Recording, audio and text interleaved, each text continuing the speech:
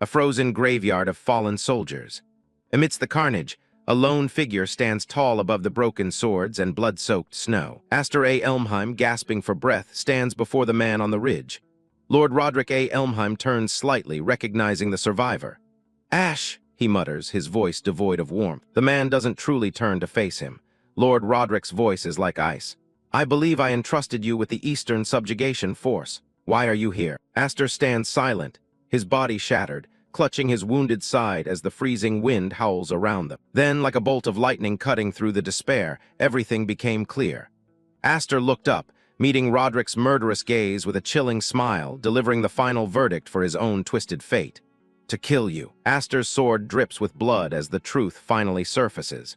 "From the very beginning, you intended to use my unit as bait to discard us once we were spent.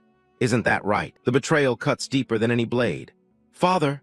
Aster gasps, his amber eyes wide with a mix of horror and sudden realization. Lord Roderick sneers down at his own son with pure contempt.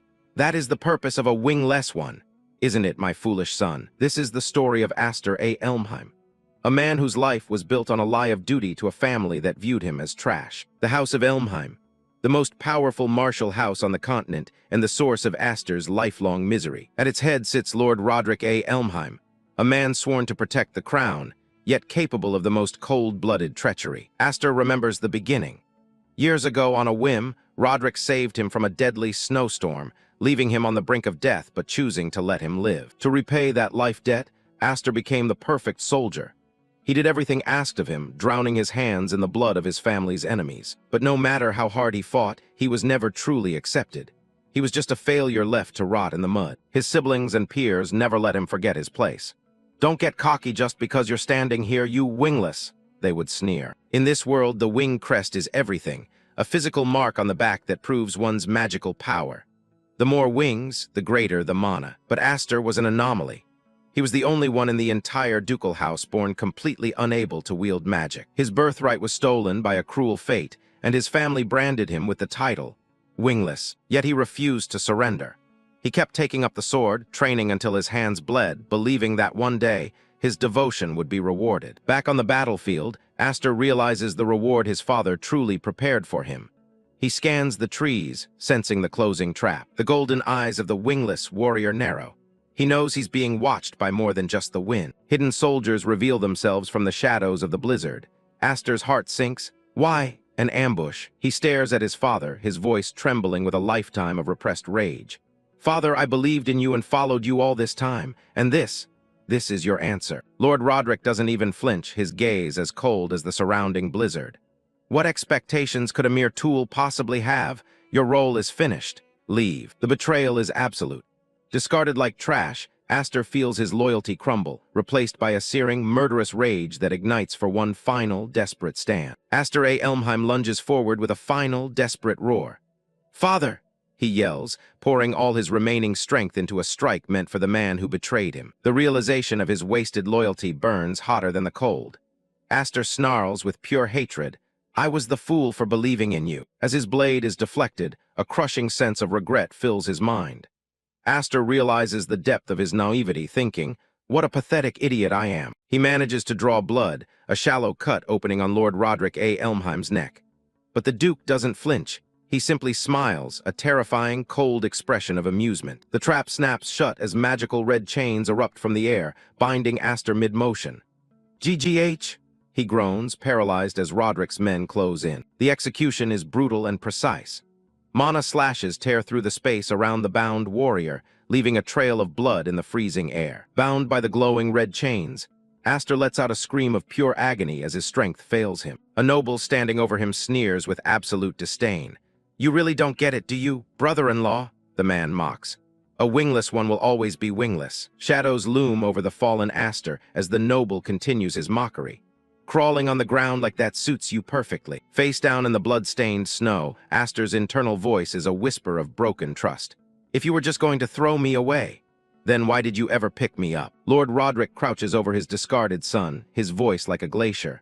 "Don't flatter yourself. I never had any use for you." The Duke reaches down and grabs Aster by the hair, forcing him to face the cold truth of his existence. Lord Roderick's eyes glow with a sinister red light. "What I needed was the power of the 7 wings dwelling within you. he declares. Even as he dies, a new revelation shocks Aster to his core. 7 wings, he thinks, the name of the power echoing in his fatting mind. Roderick's indifference is absolute.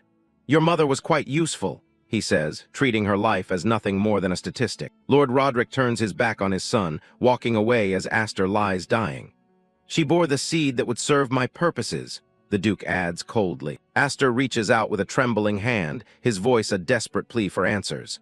W8, what are you even talking about? The final strike is coming.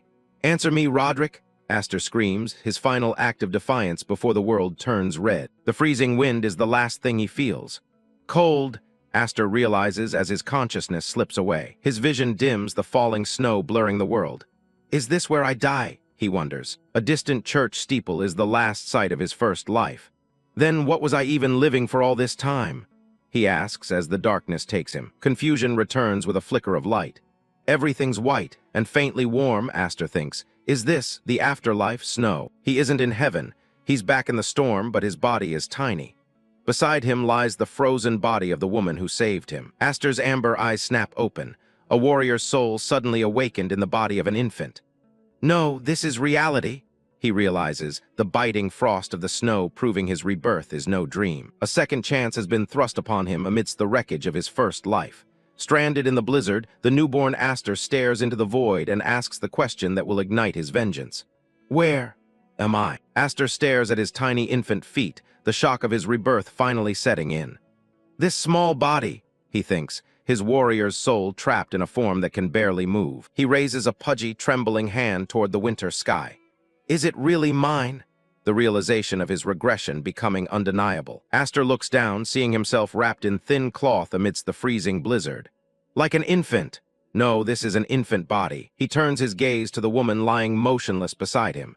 And this woman, she's dead. A sacrifice he barely remembers from his first life. Harsh voices suddenly pierce through the howling wind. Search everywhere, a commander bellows, the search party closing in. Knights of the Tyrant family thunder through the snow on horseback. No matter what, find that woman, the leader orders. The soldier's command is absolute. In a blizzard like this, she can't have gone far. For Lord Roderick's sake, recover the baby she abducted. Aster's yellow eyes snap open in recognition. He knows that name all too well. The dark silhouette of Lord Roderick A. Elmheim looms in his mind like a curse. What was that just now? Did they say Lord Roderick? The reality of his situation is a cold slap to the face. He's searching for an infant. Me. Memory and reality collide in the freezing dark. I was told I was found on a night just like this, during a blizzard. Don't tell me. I've returned to the past. The glowing lanterns of the Elmheim search party flicker through the swirling whiteout. They are hunting him like a prize. Aster forces himself to focus through the panic. That's ridiculous. I'll confirm it later. Survival comes first. He looks at the dead woman and then at the path ahead. If I stay here, I'll end up in the Duke's hands again. He refuses to be a tool for another lifetime. With a warrior's willpower, the infant begins his desperate crawl across the frozen waste. He drags himself through the ice, his tiny heart pounding against his ribs. I have to get away as far as I can. Each push off the frozen earth is an agonizing struggle against death itself. The sub-zero air burns his throat with every gasp. Damn it, I can't breathe. Heat flares in his tiny hands as they sink into the frost. My limbs feel like they're burning. The 7 wings' power is stirring. Aster drags his body forward, leaving a solitary track in the deep snow. A life spent crawling, but never again for the Duke. His yellow eyes burn with an unnatural fire through the snow. But I will survive. A memory of Lord Roderick's cold, retreating back fuels his rage. Roderick, I swear I'll... The promise of vengeance is his only warmth. Teeth gritted, the infant refuses to let the cold claim him. He has to change everything. Defying the limits of his tiny form, Aster drags himself further away from the Duke's cold shadow. Each agonizing push is a silent vow that this life will belong to no one but himself. Aster collapses as the blizzard fades, his consciousness slipping away in the white silence. But the cycle is broken. Footsteps crunch nearby as Viscount Hifreed stands over him, staring at the small miracle that just rewrote the laws of fate. Over here, father, a young, silver-haired girl calls out, her voice breaking the silence of the mountains. Behind her, a massive silhouette emerges from the morning light. Viscount Hifreed stands frozen, staring at the small life at his feet. What in the world? He mutters, disbelief washing over his face. The Viscount lifts the infant into his warm arms as the Hifreed girl looks on. Why is there a baby in a place like this? He asks, his voice trembling with concern for the child's impossible survival. Aster rests his exhausted head against the Viscount's chest. For the first time, he isn't being held like a tool, but like a human being. Viscount Hifreed stares intently at the child's features. "A baby," he whispers, the gravity of the situation settling in. He looks back at the long, grueling trail of blood and effort left in the snow. Covering this distance, the Viscount wonders, unable to fathom how an infant could move a single inch in this frost. A path of sheer willpower stretches for miles across the mountainside. Aster didn't just crawl, he fought for every centimeter of his freedom. Viscount Hifreed gazes at the mystery in his arms, oblivious to the fact that he has just stolen the Duke's greatest prize. "Who is this child?" he asks. As the warmth of the Hifreed family envelops him, Aster drifts into a deep sleep. The pawn of the Tyrant family is dead, and the rebellion has finally found its true beginning. Floating in a void of consciousness, Aster wonders, "Where am I?" His soul drifts, untethered from the death he just embraced. "This child," he notes, watching a small, spectral form in the darkness. The lights of fate swirl around him like glowing feathers. Aster senses a new beginning as the child came to welcome me. The transition from the battlefield to the unknown starts now. Consciousness snaps back with a countdown. 10, don't use it, he warns himself. Aster groans, feeling the overwhelming weight of a body that no longer obeys a general's command. His eyes snap open to a blindingly bright reality. He is immediately swarmed. "Sister, this little one woke up," a girl shouts. Viscount Hifreed's daughters lean in, poking and prodding the confused infant. "Now don't be naughty, you'll break your cute little nose," one warns playfully. To Aster, they are just noise and annoyance. The sensory overload is too much. Being squeezed and cuddled by these strangers, Aster is horrified. "This situation is... what the heck?" he screams internally. The great general is being treated like a plush toy. One of the Viscount Hifreed's daughters pulls him closer, her grip firm and suffocatingly affectionate. Aster struggles, his pride wounded more than his tiny body. This wasn't the rebirth he expected. "HMPH," Aster huffs, finally breaking free. He rolls away, intent on escaping this chaotic nursery. The girls cry out in surprise, "Ah!" as their toy makes a sudden break for it. He crawls with the precision of a trained soldier. His goal, any exit. His tiny limbs move with desperate speed across the polished floor. Escape is the only priority. One of the sisters stares in shock. "Damn it, what's going on?" she mutters, watching the baby move like a man possessed. "Hey," she shouts, trying to reclaim the fugitive infant. "The chase is on. Stop right there," they scream, chasing him down the hallway. Aster pushes himself harder, fuming. "Why are you chasing me?" he cries in his mind, his baby legs failing to match his spirit's pace. Cornered, his primal instincts take over. His hand begins to glow with an intense, golden aura. The 7 Wings magic, the power that doomed him in his first life, is awakening within his fragile vessel. Aster grits his teeth, trying to suppress the surge. His golden eye burns with power. The mark is active. The raw magic of the Elmheim bloodline is no longer a secret. It's a beacon. The eruption is violent. A pillar of golden light blasts him off the floor and into the sky. This is magic," he realizes in terror. He is no longer crawling. He is a projectile of pure energy. He hovers for a brief, weightless moment, bathed in the glow of his own power. The world below looks small, but the reality of physics quickly returns.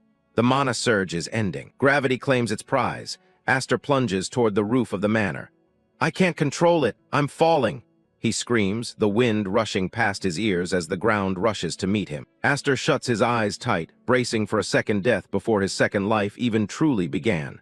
This body can't survive a fall from this height. It's over. Impact, but no pain. Powerful arms catch him midair. "To think he'd fall from the sky this time. He's a truly mysterious child," a deep voice says. Aster opens one eye, staring up at his savior. Aster's heart stops for a different reason. He recognizes the face peering down at him. "This man is," he realizes, frozen in shock. The history books in his head are turning rapidly. The man holding him is revealed. Viscount Hifreed of the Roderick domain, a name Aster hasn't heard in years. A man who shouldn't be here. He looks at the grand estate surrounding him. No way. Could this possibly be another Elmheim house? Aster wonders. The opulence is familiar, but the atmosphere is entirely different from Roderick's cold dungeon. The portrait in the hall confirms it. Viscount Hifreed Mu Elmheim. He is the head of the Viscount family, a branch of the main Elmheim house. The younger brother of Aster's murderer. History says he was once a legend. Alongside his brother Roderick, he was one of the 2 wings entrusted with protecting the royal family. the pride of the Elmheim name. But Aster's memories are darker. The Viscount Hifreed I know should have died in some civil war, along with the collapse of the Viscount family, he thinks, looking at a cracked portrait of a lost era. The timeline is broken. He is in the past. The evidence is undeniable. This confirms it. I've gone back to the past. Aster stares at his small, clumsy hand, feeling the seven wings magic still vibrating in his veins. The regression isn't a dream. It's a second chance to burn his father's legacy to the ground. The irony is almost laughable. I was desperate to escape the Duke's reach, only to be caught by his own brother. I'm still in Elmheim, but the pieces on the board have changed. As Hifreed carries him into the heart of the manor, Aster prepares to face the family he once thought lost to time. Viscountess Elmheim, a gentle noblewoman with a gaze full of warmth, cradles the boy. "So this child's magic went out of control and sent him flying?" she asks, her voice steady but curious. Beside her, Viscount Hifreed looks on, the weight of the moment pressing down. "It seems so," he replies. "I thought he was more than just a baby." Aster remains silent, his golden eyes observing everything. The Viscountess looks down at the child with a smile that could melt the winter frost. To her, he is a miracle. To Aster, this kindness is a foreign weapon he doesn't know how to defend against. She pulls him into her chest, the scent of lavender and comfort surrounding him. "You were scared, weren't you? It's okay now," she whispers. For the first time in 2 lives, Aster feels the touch of a mother, and it's almost enough to break his resolve. Aster stares into the void of his own thoughts. He isn't just a child. He is a general who was betrayed, slaughtered, and reborn. His small fists clench as he navigates the sudden warmth of this new home. Viscount Hifreed watches them, his eyes sharp and analytical. He isn't fooled by the infant facade. He saw the light. He saw the power. And he knows what it signifies. "This child possesses tremendous power," Viscount Hifreed declares, his hand reaching out like a predator toward a prize. The air in the room grows heavy with the realization that Aster is no ordinary orphan found in the snow. He pulls back the cloth, revealing the brand of destiny. "This crest is proof of that," Hifreed says. Aster's breath hitches. The secret he hoped to hide is laid bare before the brother of his murderer. The mirror reflects the shock on the Viscountess's face. "7 wings," she gasps. "It is the ultimate power of the Elmheim bloodline, the same power Roderick would kill to possess. The stakes have just reached a lethal peak." Aster looks down at his own thigh, the burning red mark mocking him. "Why is it on my body?" he wonders, his mind racing through the horrors of his previous life. He was supposed to be wingless. This is a total deviation from the history he knew. His golden eyes ignite with a terrifying brilliance. The memory of betrayal surfaces, dark and cold like the grave he was thrown into. The power is back, and this time it won't be taken. The scene shifts to a nightmare of white snow and red blood. Roderick, the Duke Elmheim, looms over Aster's dying body. "What I needed was the power of the 7 wings that you possessed," the tyrant sneers, verbatim truth. Aster was never a son, he was only a battery to be drained. Roderick walks away, leaving the child in the blizzard as if he were nothing but trash. "I see," Aster's past self whispered as his vision faded. The ultimate betrayal for a power he didn't even know he had. Back in the present, Aster's face twists with raw fury. "So he picked me up to steal these 7 wings?" he realizes. He hears the echo of his past life's torment. "What do you mean, Wingless?" He realizes he was deceived about his own nature from the very beginning. Viscountess Elmheim watches the child, her expression filled with a pity that Aster finds insufferable. She doesn't see a general, she sees a cursed boy.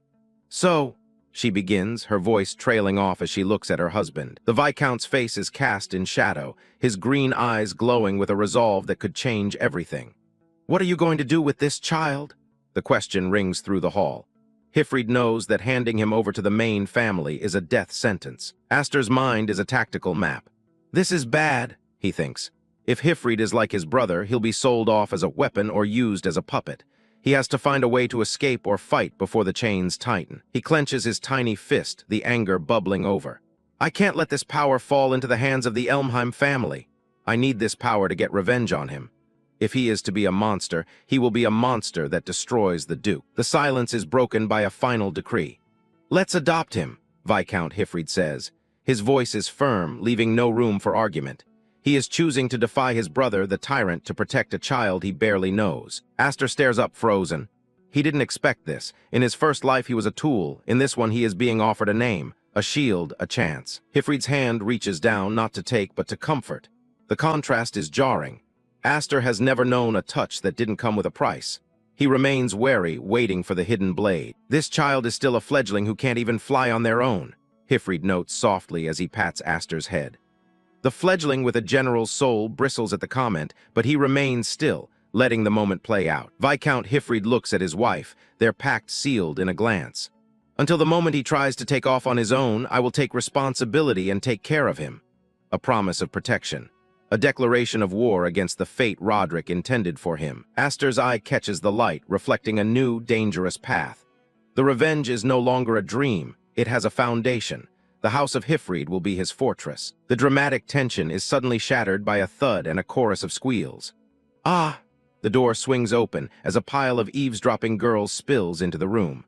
The secret family meeting was not as private as they thought. Viscount Hifreed's daughters scramble to their feet, looking guilty as charged. Viscount Hifreed sighs, his authoritative tone replaced by that of a tired father. "Were you all listening?" he asks.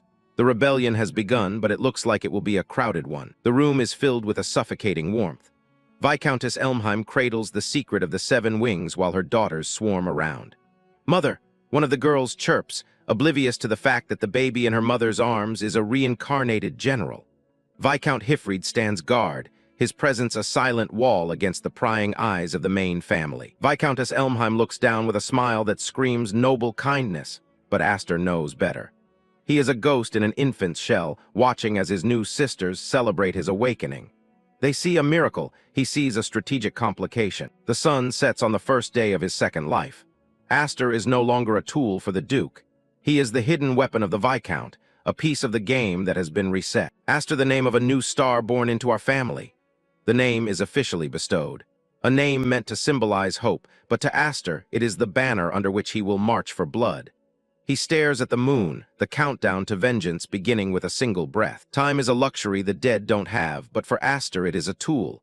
10 years later, the manor of the Hifreed family has become his training ground. The boy has grown and the storm is finally ready to break. "We have been waiting for you, Lord Hifreed."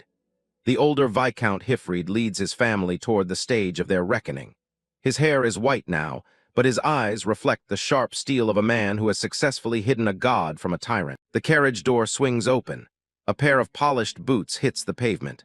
The world is about to meet the shame of the Elmheim family, and they have no idea what's coming. Aster steps into the light. The baby who once crawled through a nursery is now a young man with a gaze that cuts deeper than any blade. The rebellion is no longer a thought. It is walking on 2 legs. "Sister Ulfin, please watch your step," Aster says, his tone cold and disciplined. He offers his hand to Ulfin, the girl who once held him tight and now looks to him for strength. The transition from brother to protector is complete. "Yes, thank you, Aster," Ulfin replies, her pink hair catching the sunlight. She smiles, unaware that her brother's polite facade hides a mountain of corpses and a thirst for the Duke's head. They walk side by side, the noble outcasts. Aster's expression is a mask of stone, his golden eyes scanning the environment for threats. Every movement is calculated. Every breath is a step closer to the end. They enter the sword dance assembly, the social ritual of the martial elite, a place where names are made and broken in a single clash of steel. For Aster, it's a target-rich environment, held annually by a certain Duke family under the Elmheim umbrella, a social gathering for martial arts noble families. The arena is a monument to the Tyrant family's power. It is a place of blood-soaked tradition where the weak are slaughtered for amusement. It is a place for nobles to deepen their faith and at the same time, a place for each family to show off and check the strength of. The text spells out the truth. This is a power check, a weigh-in before the slaughter. The Elmheim families are here to mark their territory. The candidates for the title of swordsman line up, their resolve visible in their stance. They are all chasing glory. Aster is chasing something far more permanent. Swordsman candidates bearing the family name are gathered in the hundreds. Aster and Ulfin walk through the sea of armored youths, the outsiders in a den of wolves. The air is thick with anticipation and malice. The whispers cut through the air like knives. The Viscount family's group has arrived. Have they come to embarrass themselves again without learning their lesson? The crowd mocks them openly. It seems they've adopted a boy from who knows where, in place of an heir who just won't be born. The betrayal of the bloodline is their favorite topic. Shadowy figures with red, glowing eyes stare from the balconies. I wonder how much more they plan to tarnish the name of the Elmheim family before they're satisfied. The hatred is visceral. They see a stain. Aster sees his first set of targets. Aster turns his head, his gaze landing on the grand gates. So that guy is the one? He has identified his prey. The face-slapping session is about to commence. Ulfin senses the hostility and her jaw tightens. "Don't worry about it," she whispers to Aster. She is trying to protect him from the words, unaware that he has survived far worse than insults. Her hand clenches into a white-knuckled fist. Here, those who show weakness are crushed. She has spent 10 years in this environment. She knows the cost of a single flinch. Aster just stares ahead, his hand steady on his blade. Aster looks at his sister, his expression unchanged. He doesn't need her protection, but he appreciates the resolve in her eyes. The Viscount family may be outcasts, but they are not broken. Not yet. Viscount Hifreed looks at the grand arena with a grim expression. This is the current position of the Viscount family. They are the bottom of the hierarchy, the jokes of the Elmheim umbrella. He turns to Aster, testing his spirit one last time. Viscount Hifreed gestures at the opulence and the sneering crowd. "I wanted to show you this," he says. He wants Aster to feel the crushing weight of their standing, to let the family's disgrace sharpen the boy's spirit into a blade. "Are you disappointed?" Hifreed asks, searching the boy's unyielding gaze. Aster doesn't flinch. Disappointment is for those who expect mercy. He only expects a reckoning. He prepares to answer the cold reception with a winter of his own. Aster looks up at the towering manor, his golden eyes cold and unyielding. "No, father, I'm fine with it being this chilly," he says. The frigid air of the Elmheim estate is nothing compared to the ice in his soul. He has returned to the place of his death, and this time he is the one bringing the winter. Viscount Hifreed smiles, his laughter echoing against the stone walls. "That's reassuring," he replies, pride swelling in his chest. He sees the general's spirit within the boy, a blade forged in silence and ready to strike at the heart of the main family. The manor triggers a flood of dark memories. "In my previous life, I made my social debut as a disgrace to the Elmheim family," Aster recalls. He remembers the kneeling, the mocking laughter, and the feeling of being wingless trash under the boots of those who now watch him from the windows. That boy is dead. The rebel remains. This place holds bitter memories, he thinks, his silhouette framed by the looming spires of the Tyrant's home. The golden aura of his hidden power begins to flare, a silent declaration of war. "But I'm different now that the 7 wings have returned." The power that Roderick stole in the past is now Aster, to use as a hammer. Aster's golden eye narrows, focusing on the target ahead. The tactical analysis is complete. The enemy is arrogant, unsuspecting, and ripe for a devastating fall. The countdown to the first face-slapping moment has reached 0. The trio, Aster, Viscount Hifreed, and Ulfin, advance like a phalanx into the den of wolves. They are the outcasts, the stain of the bloodline, but they walk with the confidence of those who already know the outcome of the battle. From the upper levels, Dolly's Elmheim and his lackeys watch with predatory hostility. They see a weak branch family begging for scraps. They have no idea that the boy in the lead is a ghost who has already conquered death once. To them, it's a social debut. To Aster, it's a recon mission. Aster keeps his face in the shadows, his presence a dark blotch against the opulence of the estate. Let them whisper. Let them laugh. The higher they climb on their pedestals of pride, the harder they will hit the ground when he pulls the rug out from under them. They reach the grand entrance. "Now then, first of all," Viscount Hifreed mutters, stepping into the lion's mouth. The air inside is toxic with the fake kindness of high society, masking the rot of the Tyrant family. The game is afoot. Aster steps into the light, a dangerous smirk playing on his lips. "Let's make a glorious social debut, shall we?" he thinks. The 7 wings are ready to burn. The rebellion against the Duke doesn't start on a battlefield. It starts here in the heart of their pride. Chapter 2 ends with a stage set for a massacre of reputation. The history of the Elmheim family is written in blood and steel. This was an era where knights ruled supreme. In this world, strength wasn't just a choice. It was survival. For the Elmheims, their might was their mastery of the blade. Every swing was a testament to their dominance. Their mastery was unrivaled, a standard the rest of the world could only hope to mimic. They stood at the absolute pinnacle of swordsmanship. In the grand halls of the Tyrant family, only the strongest earned the right to lead. With that power came majesty, an undying renown that echoed through the centuries, striking fear into their enemies. But even in this house of monsters, there was a symbol that transcended mere skill, a mark of true authority, the absolute symbol that separated the rulers from the ruled. The crest that dictated destiny. When the light of the wings flared, the hierarchy was absolute. This power wasn't just a weapon, it was a birthright. The embodiment of both might and majesty was none other than the metal. To possess it was to be a god among knights, a mark that Aster now carries in secret, a power that will eventually burn this entire family to the ground. Present day, Aster stands on the balcony of the Grand Hall looking down at the spectacle. He thought to himself, this place is as overwhelming as ever. He wasn't the only one feeling the pressure. Aster realized why his other sisters, Furin and Flare, had refused to come to such a stifling event. Beneath the glitz and glamour, Aster felt the familiar, suffocating air of the Elmheims. Cruelty masked as nobility, smiles hiding daggers. He remembered the past, the way they trampled over anyone they deemed weak. This sword dance festival was nothing but a display of arrogance. A voice broke through his dark thoughts. Alfin called out to him, noticing his distant expression. "Aster," she asked with concern. She leaned over the railing, trying to read him. "Are you nervous?" Alfin asked. "Well, it is your first sword dance festival." Aster turned to her, a cold, sharp smile playing on his lips. "Not really," he replied. "It feels nostalgic, or rather, it's actually quite loathsome." Alfin blinked in confusion, unable to understand the bitterness in a child's words. She could only wonder what he meant by loathsome. Their father, Viscount Hifreed, interrupted them. "Well, I have a meeting to attend, so I'll be heading off for a bit," he said, placing a hand on Aster's shoulder. "I'm counting on you to look after Alfin." Alfin puffed out her cheeks in protest. "Father, honestly, I'm a year older than Aster, you know." Aster couldn't help but tease her. "It's because you're so clumsy, sis," he joked. Viscount Hifreed gave them a serious look. "There are many people here around your age. Use this time to mingle and build some connections." Then his voice dropped to a low whisper meant only for Aster. "Just make sure no one finds out about the 7 wings." The secret was their only protection. As the Viscount walked away, Aster watched him go, knowing that hiding his true nature in this den of vipers would be easier said than done. The air in the ballroom thickened with palpable malice. From the shadows, the highborn vultures watched with predatory eyes, their whispers hissing like serpents in the dark. Aster's gaze remained cold and analytical as he surveyed the room. He realized, it's hard to socialize when the atmosphere is this blatantly hostile. He didn't need connections, he needed targets. Aster's golden eyes narrowed, reflecting a coldness that didn't belong to a child. The hunt had started. He wasn't here to play nice. He was here to measure the weight of his enemies' lives. Alfin's voice cut through the air, sharp with concern as she watched him move toward the den of vipers.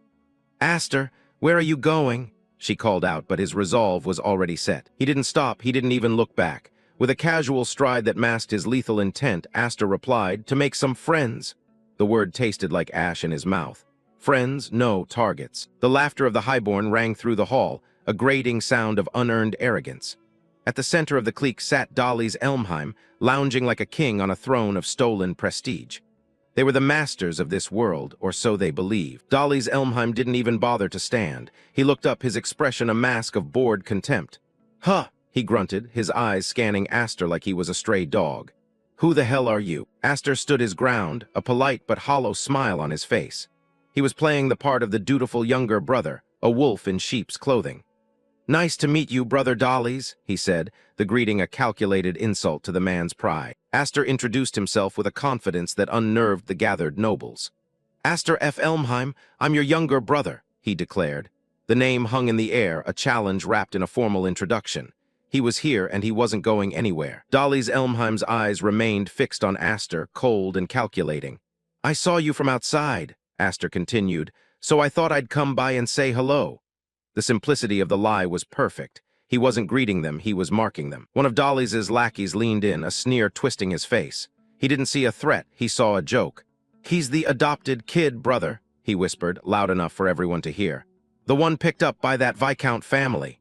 The room rippled with mocking amusement. House Elmheim's laughter was a jagged blade, cutting through the thin veneer of noble etiquette. "I see," he spat, leaning back with a look of pure malice. "So that's why you're shameless enough to carry the F in your name." To them, he was a failure, a branch family cast-off. Behind the masks of these arrogant children lay a dark truth. Dollies and Grian. Both were the legitimate heirs of the Elmheim family, and more importantly, they were the two who killed Aster in his past life. The memory of the betrayal burned in his soul. Aster watched them, his mind a steel trap of vengeance. He remembered the fear they once inspired. How pathetic, he thought. To think I used to find them intimidating back then? The power dynamic had shifted. They just didn't know it yet. To a man who had seen the horrors of war and the depths of betrayal, these nobles were nothing. "Now they just look like kids playing dress-up," Aster concluded. Their fancy clothes and titles couldn't hide the weakness in their hearts. Aster's eyes flared with a lethal light. They were mere children playing at godhood, unaware that a real monster was standing right in front of them, counting down the seconds until their fall. Aster! The call brought him back to the present. Alphen grabbed his arm, her grip tight with urgency. She could feel the toxicity of the group and wanted no part of it. "Come on, let's go," she urged, pulling him away from the sofa. "You've already said your hellos." She knew this interaction could only end in blood. House Elmheim wasn't about to let his prey escape so easily. "Yo, Alphen," he called out, his voice dripping with mock friendliness. "You were here too." He looked at her with the eyes of a wolf watching a lamb, enjoying the power he held over her family. Dolly's leaned forward, his grin widening as he pressed his advantage. "Don't tell me you're still hiding behind your father's back," he mocked. "Why don't you come over here and keep us company? This is an order from the main house, you know." He was using their status to crush her spirit. Alphen stopped, her back tensing as the weight of the insult hit home. She was trapped between her pride and the crushing authority of the main house. The silence in the hall was heavy, every eye on her, waiting for her to break. But Alphen didn't break. She turned back, her eyes blazing with a defiance that surprised even the nobles. "I refuse," she stated, her voice steady and loud. "There is no master-servant relationship between the main and branch families." It was a declaration of war. To prevent the tension from boiling over, Alphen grabbed Aster's arm and pulled him away to avoid those villainous faces. But he stopped her, saying, "Wait, sis." His voice acting as a calm anchor amidst the rising storm, because he wasn't done with Dolly's yet, not by a long shot. Alphen's hands began to tremble as Dolly's words rang out, his arrogance twisting into pure, unadulterated aggression as he hissed like a rattlesnake. "I'm not done talking yet." Aster's gaze turned ice-cold. He watched the physical intimidation with a detached fury. This was the true face of the Elmheims: cruelty, violence, and the utter disregard for anyone they deemed beneath them. Dolly's was digging his own grave. Dolly's leaned in close, his red eyes glowing with a sickening malice. "You know something?" he asked, his smile wider and more deranged than before. He was relishing the moment, preparing to deliver a blow that would hurt more than any physical strike. House Elmheim turned his verbal venom toward their father. "This girl's father is a knight who couldn't even protect the king," he sneered, loud enough for the entire hall to hear.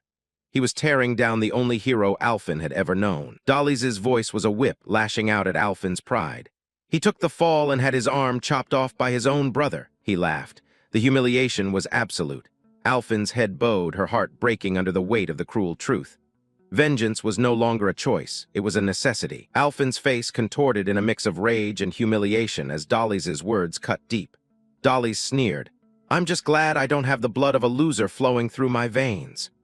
The cruelty was deliberate, a reminder of the Elmheim family's internal hierarchy. The insult to her father was the final straw. Alphen stepped forward, her voice trembling with fury. "Take that back!" she screamed, demanding respect from a monster who didn't know the meaning of the word. Aster watched the confrontation, his silence masking a gathering storm. "I won't let you insult my father." Alphen's cry was cut short. Dolly's didn't just pour his wine, he spat it out with a look of pure, unadulterated contempt. The red liquid splashed across her, a physical manifestation of his disdain for the branch family. Dolly's leaned back, his voice dripping with venom. "Born into a family of nothing but useless women who can't even inherit a title. Your father must be so disappointed." He was tearing down her very identity, mocking her existence as a member of the Hifreed house. Dolly's smile was sadistic. He looked at Alphen as if she were dirt beneath his boots. "This isn't a ballroom, you know. Next time you should wear some rags." He was relishing her public humiliation. "So it won't matter when you get drenched." Alphen stood frozen, wine dripping from her clothes, her dignity under siege. In the background, Aster's presence grew heavier. The time for observation was over. Aster observed the scene with a cold, detached gaze. He thought to himself, "I was actually worried before I got here." He had spent 10 years preparing for this reunion, wondering how he would react to his murderers. The thought continued as he looked at the laughing heirs of the Elmheim main house. "Worried that I wouldn't feel any anger, even after seeing your faces again." The fire within him wasn't dead.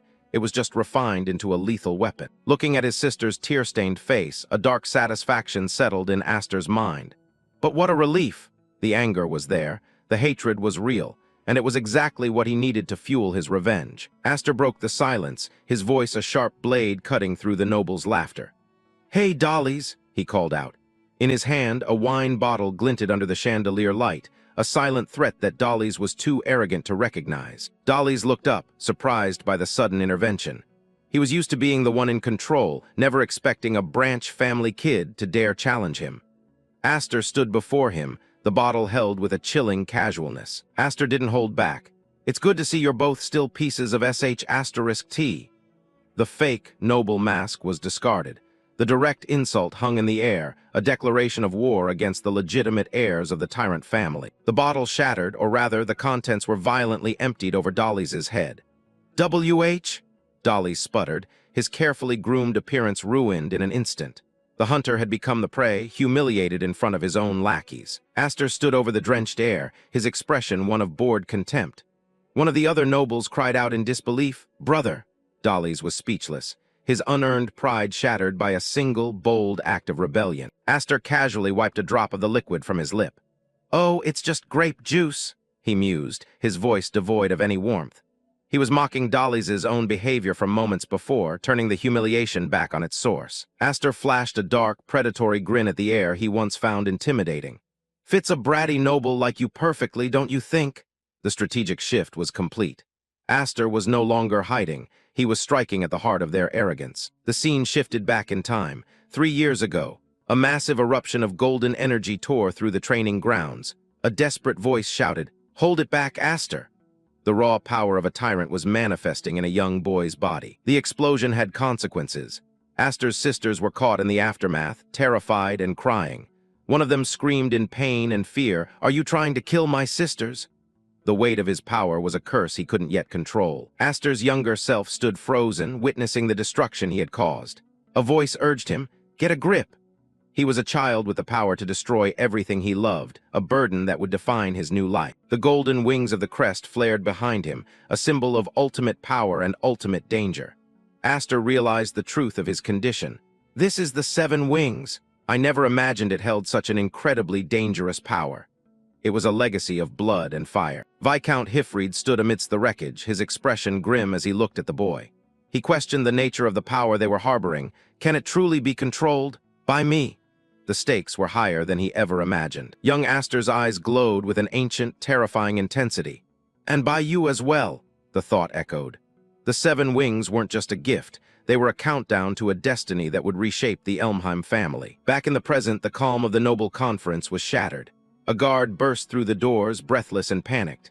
"Master, this is terrible," he shouted, his arrival signaling a disaster that could no longer be ignored. Lord Roderick Elmheim sat majestically at the meeting table, his authority absolute, when a viscount suddenly spoke up.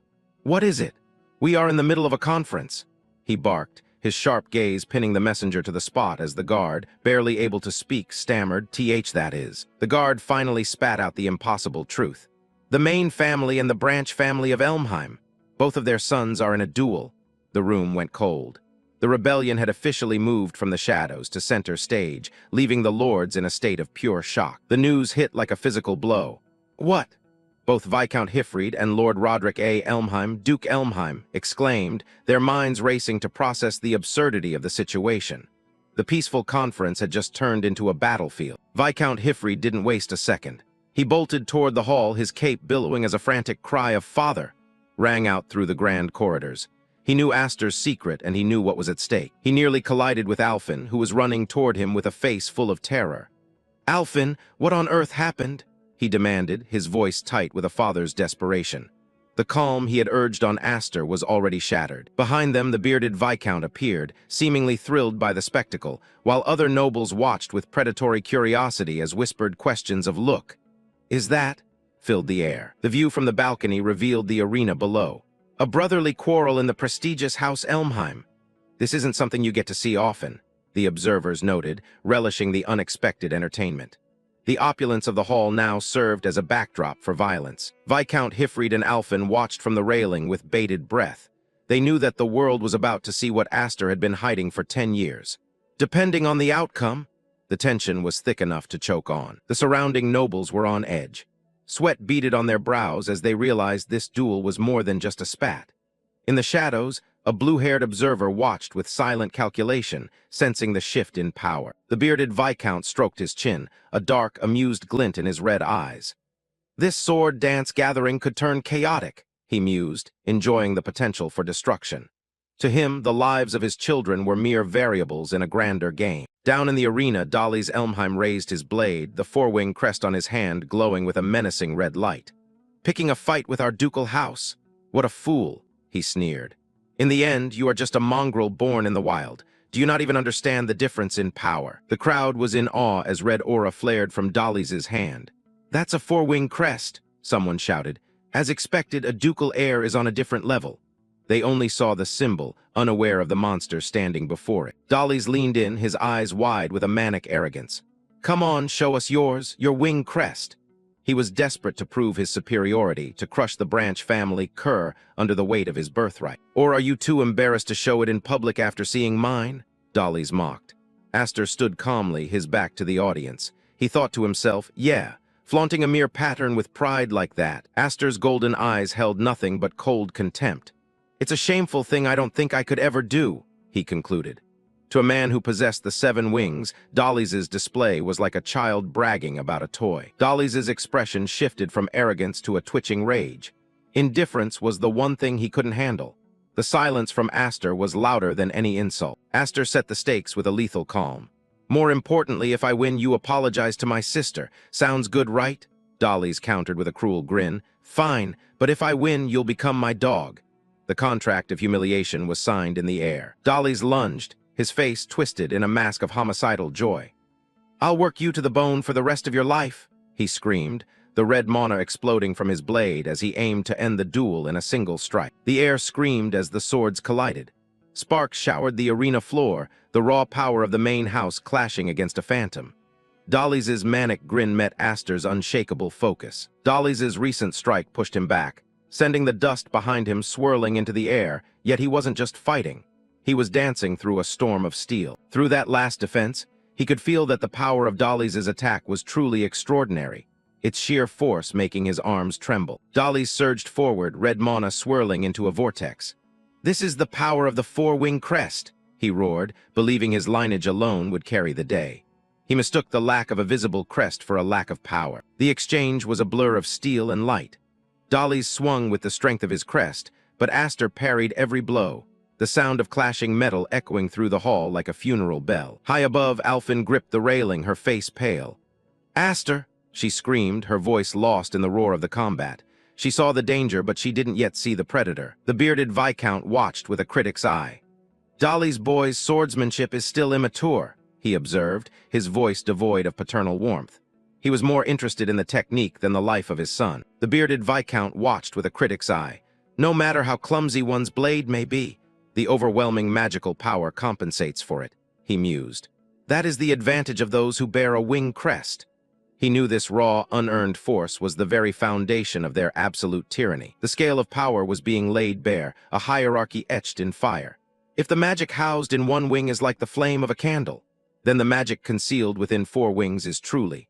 Dolly's was finally ready to ignite the inferno, unaware of the sun Aster held in reserve. The arena floor shattered as red mana erupted in a violent burst. Explosion of raw power from House Elmheim's 4-wing crest rocked the hall, but the smoke didn't hide his growing desperation. To the crowd, it looked like a killing blow. To Aster, it was child's play. Dolly's sneered through the haze, his face twisted in a manic grin of unearned arrogance. "Where did all that bravado from earlier go?"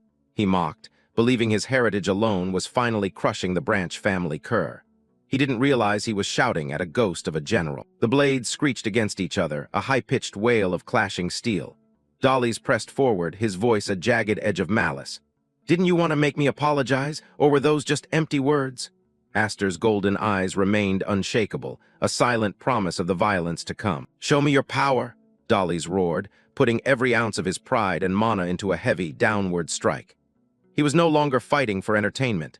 He was fighting to prove that his lineage still held meaning in the face of Aster's indifference. From the balcony, a mustached noble watched with a trembling, nervous smile. "The match is decided," he whispered to his companions. He saw the fake, noble kindness in Dolly's family, but he failed to see the dark reality unfolding beneath his nose. Aster's blade finally moved, a blur of silver and gold. A thin line of light cut through the red mana, parrying Dolly's heavy strike with a precision that defied the laws of physics. The counterattack was starting before Dolly's even realized his blow had failed. The impact was a clash of titans that shook the very foundations of the hall. Golden Mana met red in a blinding explosion of force. To the horror of the spectators, it wasn't the ducal heir who was winning the test of strength. Aster was pushing forward, his resolve like iron. Dolly's arrogance was instantly replaced by a pure, shivering terror. "What?"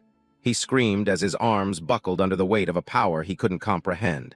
He was supposed to be the superior one, the legitimate heir, yet he was being crushed. Aster's voice was a cold whisper that cut through the roar of the Mana. "You talk too much," he said, the simple truth hitting Dolly's harder than any physical strike. The predator was tired of the prey's noise. With a single, fluid motion, Aster swung his blade.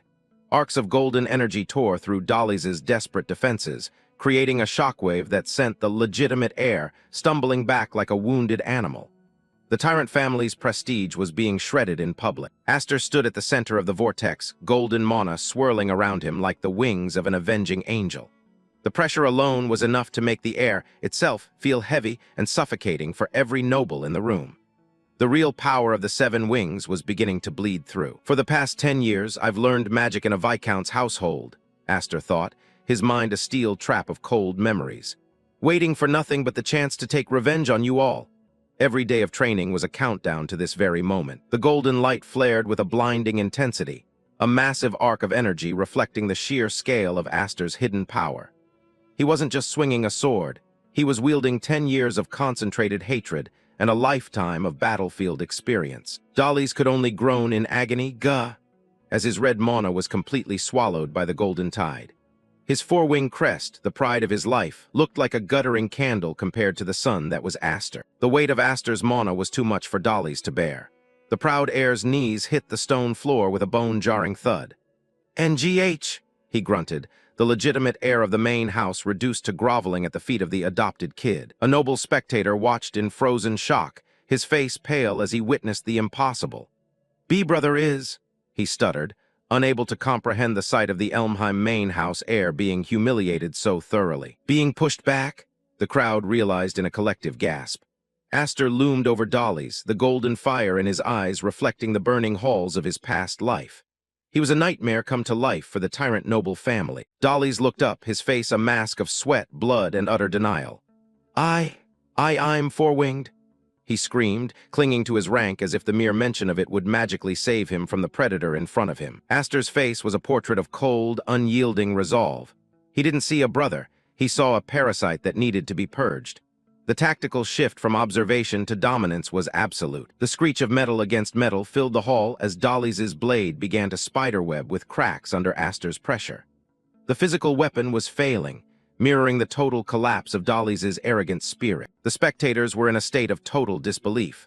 "No way he's actually going to win like this, right?" one noble muttered, his hands shaking. Their entire understanding of the Elmheim power structure was being dismantled in a single duel. "Dolly's is being completely overwhelmed," the spectators murmured in a low, panicked hum. The golden aura radiating from Aster made Dolly's red light look pathetic. The difference in power was no longer a question, it was a visible fact. The fear in the hall was now thick enough to taste. "There are still monsters like that in Elmheim," the nobles whispered, finally recognizing that Aster wasn't just a talented kid, but a lethal threat to their very existence. Aster's gaze remained lethal through the swirling golden Mana. He savored the terror in Dolly's eyes, the exact moment a predator breaks its prey. 10 years of waiting had led to this. He was the rebellion personified, and he wasn't done yet. Viscount Hifreed and Alphen watched the status quo burn. "This is bad," Hifreed realized, sensing that this display was about to dismantle the very hierarchy of the Elmheim house. The war hadn't just begun, it was already evolving into a systemic slaughter. Dolly's Elmheim's teeth ground together in a desperate, futile struggle against the weight of the golden Mana. The proud heir of the main house was being systematically dismantled by a power he couldn't comprehend. The hierarchy of the Elmheims was crumbling before the crowd's very eyes. A ghost from a previous life flickered in the dark recesses of Aster's mind. A severed arm, a spray of blood, and the memory of the cold, final moment he lost everything. This wasn't just a duel, it was a repayment of a blood debt. The laughter of a killer echoed in the void. Aster remembered Dolly's face from the past, the same sadistic joy he showed when he delivered the final blow in his previous life. The fake, noble kindness was a mask Dolly's had worn for far too long. Aster became a silhouette of golden fire, the personification of a vengeance 10 years in the making. The 7 wings weren't just a power, they were a judge and jury. He was no longer a branch family child, he was an executioner. Dolly's unearned pride was finally dead. Stop! Stop! He whimpered, his voice a pathetic crawl as the golden pressure threatened to crush the very marrow of his bones. He was pleading for a mercy he had never shown others. From the high balcony, Alphen's voice tore through the heavy air, sharp with terror. "No, Aster!" she screamed, realizing that her brother was moments away from crossing a line that would change their lives forever. She saw the darkness in him that no one else dared to notice. The golden blade descended like a final sentence. With the sound of shattering glass, Dolly's sword exploded into useless shards. The physical weapon was gone, and the spirit of the air was broken along with it. Aster had won more than just a fight. High above the wreckage of the arena, the bearded Viscount watched. His arms were crossed, his expression a mask of cold, analytical interest. The tyrant was no longer ignoring the Branch family. He was seeing a threat that needed his personal attention. Aster stood in the center of the sudden, ringing silence, his chest heaving as the golden aura slowly receded. A single shard of Dolly's broken blade stood buried in the stone floor, a jagged tombstone for the main house's arrogance. Aster looked down at the shivering, drenched wreck of the ducal heir. "Next time you should come wrapped in some rags," he said, throwing Dolly's own cruel words back in his face. "That way you won't mind getting soaked, cousin." The humiliation was absolute. The protagonist's golden eyes glowed with a new, dangerous understanding. The strategic shift was complete.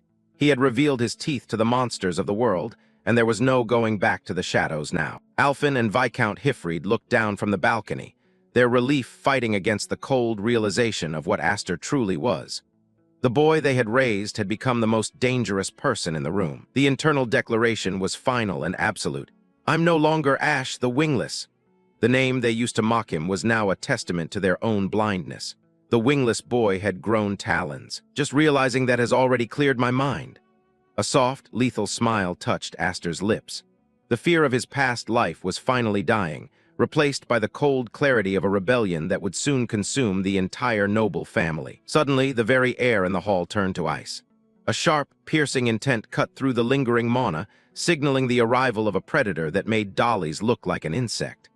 Aster's senses screamed a warning he knew all too well. A wave of dark, blood-red mana crashed through the room, an oppressive weight that silenced the noble crowd instantly.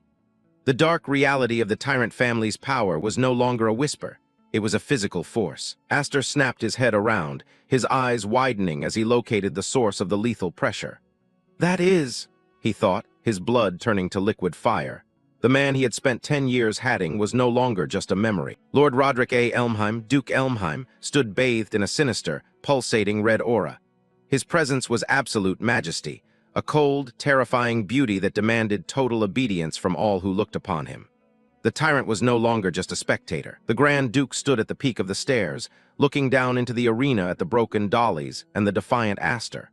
The master of the house had entered the stage, and his gaze was fixed solely on the boy from the Branch family. Aster's golden eyes burned with a decade of concentrated, unadulterated hatred. He stared up at the man who had murdered him in his past life and abandoned him in this one, the biological father, the ultimate enemy. "Roderick!" The real war had just begun. Shock ripples through the ballroom. The impossible has happened. Aster, the youngest son of a mere Viscount family, has laid low the third son of the main house. The whispers are venomous. "But this has put us in a bad spot," they mutter. "There is no coming back once your reputation is dragged through the mud like this." Enter the storm. Lord Roderick Elmheim, head of the Elmheim main family, 8th generation. His presence alone suffocates the room. Dolly's Elmheim sprawls on the floor, a pathetic sight. He sees his father and smiles, the desperate grin of a loser expecting a rescue. Lord Roderick Elmheim doesn't look like a savior. He looks like a judge. Aster stands his ground as the tyrant approaches, the air crackling with pressure. Lord Roderick Elmheim's face is a mask of stone. No fatherly warmth, only the cold evaluation of a man who despises weakness. Lord Roderick Elmheim, the man who rules with an iron fist and treats his own blood like tools. Dolly's Elmheim crawls forward, his arrogance replaced by a frantic need for mercy. He doesn't realize the beast he's approaching. "Father!" Dolly's Elmheim cries out, clutching Lord Roderick Elmheim's leg. He's begging for a protection he hasn't earned. Pointing a trembling finger, Dalys Elmheim spews his final insults. He's the one. This is the bastard who dared to defy the main family despite being a filthy half-breed. Lord Roderick A. Elmheim's eyes flare with a murderous red. Please, use your power to show this guy his place. Dalys Elmheim's plea is met with a chilling silence. Crack, silence is broken by the sound of bone shattering. Lord Roderick A. Elmheim's foot descends without mercy on his own son's hand. Dalys Elmheim's scream is cut short by sheer agony. His hand is crushed beneath his father's heel. The cruelty is absolute. The onlookers freeze in terror. This is the true nature of the Tyrant family. Even their own blood is sacrificed if they show weakness. Lord Roderick A. Elmheim's thoughts are cold as ice. Why is a loser grinning? Dalys Elmheim hasn't just lost, he's dragged the family name through the dirt. To those who cannot even avenge themselves, Lord Roderick A. Elmheim stands over his broken son. In this house, weakness is the only unforgivable sin. Roderick, stop, don't do it! The bearded Viscount yells, but the Duke's rage is already in motion. The ballroom holds its breath. You have no right to hold a sword. Lord Roderick A. Elmheim raises his hand. He is prepared to cast his own blood aside without a second thought. The tension in the hall reaches a breaking point. A tyrant's judgment is final, and the execution is imminent. Dalys Elmheim's world is ending in terror. Lord Roderick A. Elmheim's eyes are devoid of anything but cold contempt. What the hell do you think you're doing? Roderick's voice rang out with absolute authority as Aster cut across the Duke's blade. Standing directly in front of the edge, steadfast, and without a flicker of fear, Aster replied without flinching. Cousin Dalys Elmheim still hasn't apologized to Sister O'Finn. Could you wait until after he does that to punish him? Uncle. Aster's words are a direct challenge to the man everyone else is too afraid to look at. Lord Roderick A. Elmheim sneers at the boy, blinded by his own arrogance. He sees only an orphan, a half-breed, sheltered by Hifreed, unaware that the monster before him is already measuring the weight of his sins. I am the son of the Viscount. Aster's declaration rings clear, his gaze cold and unyielding. He carries the true pride of a knight and the honor of his house, a challenge that leaves the Duke no choice but to respond with his own brand of cold authority. Lord Roderick A. Elmheim watches with a cold stare as the nobles on the balcony look on in silence. The atmosphere in the hall is suffocatingly heavy. Lord Roderick A. Elmheim draws his blade, his voice dripping with venom. Then, as a member of the Viscount's house, you have needlessly tarnished the reputation of the main family. He speaks of the pride of the king's sword, and his position as the pinnacle of 12,000 knights under his banner. High above, the high-ranking nobles of the Tyrant family watch the scene unfold. A muscular man with a dark beard observes the confrontation with a neutral, yet intense expression. Beside him, a stout noble in formal attire leans against the railing. He remarks, "Surely you understand that this is not a matter that can be settled as a mere childhood squabble." The weight of the situation is clear to everyone in the hall. On the other side, a slim noble with long, light blue hair watches with an amused smirk. The internal politics of the Elmheim family seem to be nothing more than entertainment for him. Viscount Hifreed began reaching for his sword hilt as the man recounted a grim past, sneering. Your father paid with an arm for his defiance, proving that the main house's cruelty knew no bounds. Aster remains unmoved, his orange eyes glowing with a quiet intensity. As the Duke's blade hovers near, Roderick demands, "What exactly are you prepared to sacrifice?" Aster speaks, his voice steady despite the overwhelming pressure of the Duke's presence. "With all due respect, Uncle," he begins, refusing to back down from the tyrant. Aster stands tall as Dalys Elmheim remains broken on the floor behind him. This wasn't some sibling spat, but a legitimate duel. I simply answered insults against the house of the Viscount with my blade, Aster declares. Lord Roderick A. Elmheim's eyes flare with a murderous red glow. The boy's defiance is a direct insult to his absolute authority as head of the family. Aster throws the Duke's own philosophy back in his face. Those who cannot avenge themselves have no right to hold a sword. Those were your words, were they not, Uncle? Aster's eyes burn with the 7 wings power as he adds, I have no intention of throwing away so much as a single finger. O'Finn watches the standoff from the balcony, her face pale with worry. Beside her, the bearded noble remains silent, feeling the tension below reach a breaking point. The slim, blue-haired noble laughs openly at the absurdity of the situation. He's only 10. You've got to be joking, he scoffs, unable to believe a mere child is challenging the Duke. Lord Roderick A. Elmheim falls silent, his red eyes narrowing. The air around him becomes heavy with a suffocating killing intent. I see, Lord Roderick A. Elmheim mutters, his hand tightening on the hilt of his sword. He prepares to strike down the boy who dares to lecture him on his own words. Lord Roderick A. Elmheim takes a step forward, his pressure crushing the ground. "In that case, take your stance," he commands with cold finality. Aster gasps as the Duke's pressure explodes. He barely has time to react as the killing blow is unleashed upon him. The Duke's blade moves in a blur of motion. Aster's eyes wide as death approaches him in the blink of an eye. A violent explosion of mana and steel rocks the hall. The impact shatters the floor and sends debris flying everywhere, blinding the spectators. Ulfin screams, covering her mouth as she watches the dust cloud. Tears well up in her eyes, fearing the worst has happened to her brother. Through the chaos, a familiar voice roars in pure fury. Viscount Hifreed has jumped into the fray, his eyes burning with intense blue energy. "Roderick!" he bellows. Viscount Hifreed descends like a lightning bolt, his sword drawn to intercept the Duke's strike and protect his adoptive son. The brothers-in-arms clash in a blinding spark of metal. Viscount Hifreed's blade meets Lord Roderick A. Elmheim's head-on, stopping the killing blow inches from Aster. Viscount Hifreed stands as an unbreakable wall between his son and the Tyrant, his cape fluttering in the lingering shockwave of their collision. In this single act of defiance, the bond of loyalty to the main family is severed forever. Turning his back on the Duke's lethal aura, Viscount Hifreed rushes to Aster's side. "Are you all right, Aster?" His desperate cry pierces through the settling debris, just as the violent roar of the clash begins to fade into a haunting silence. The dust settles.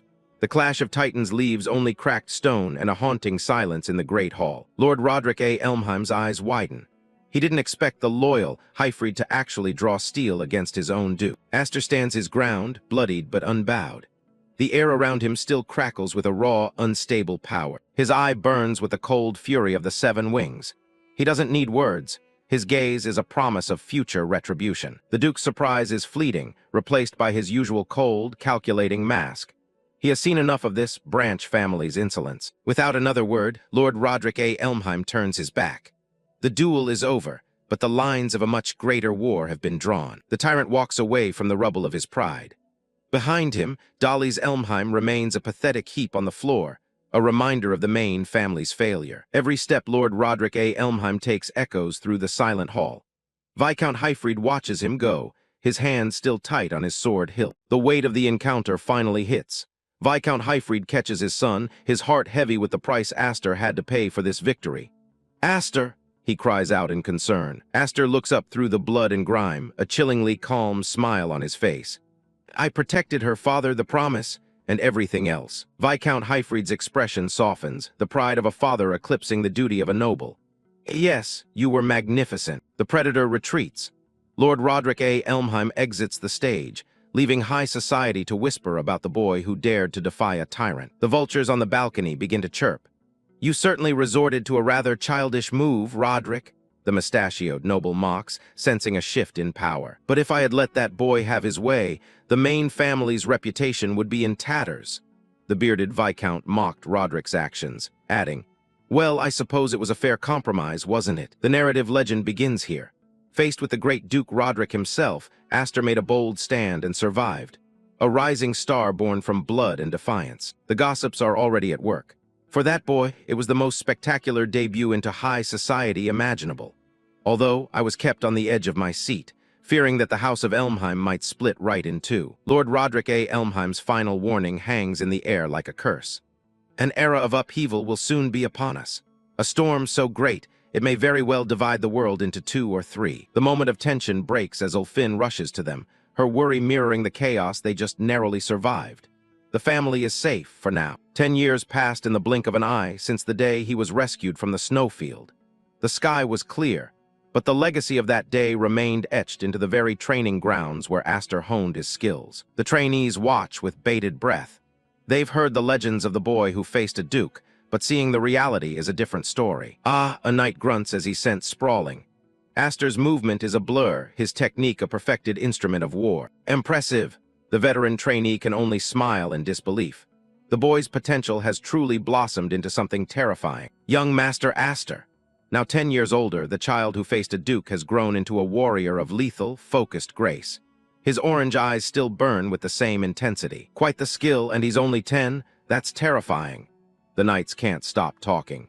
Ever since returning from the sword dance assembly, he's thrown himself even more into training. Must have been quite the inspiration. The legend only grows with every swing of his blade.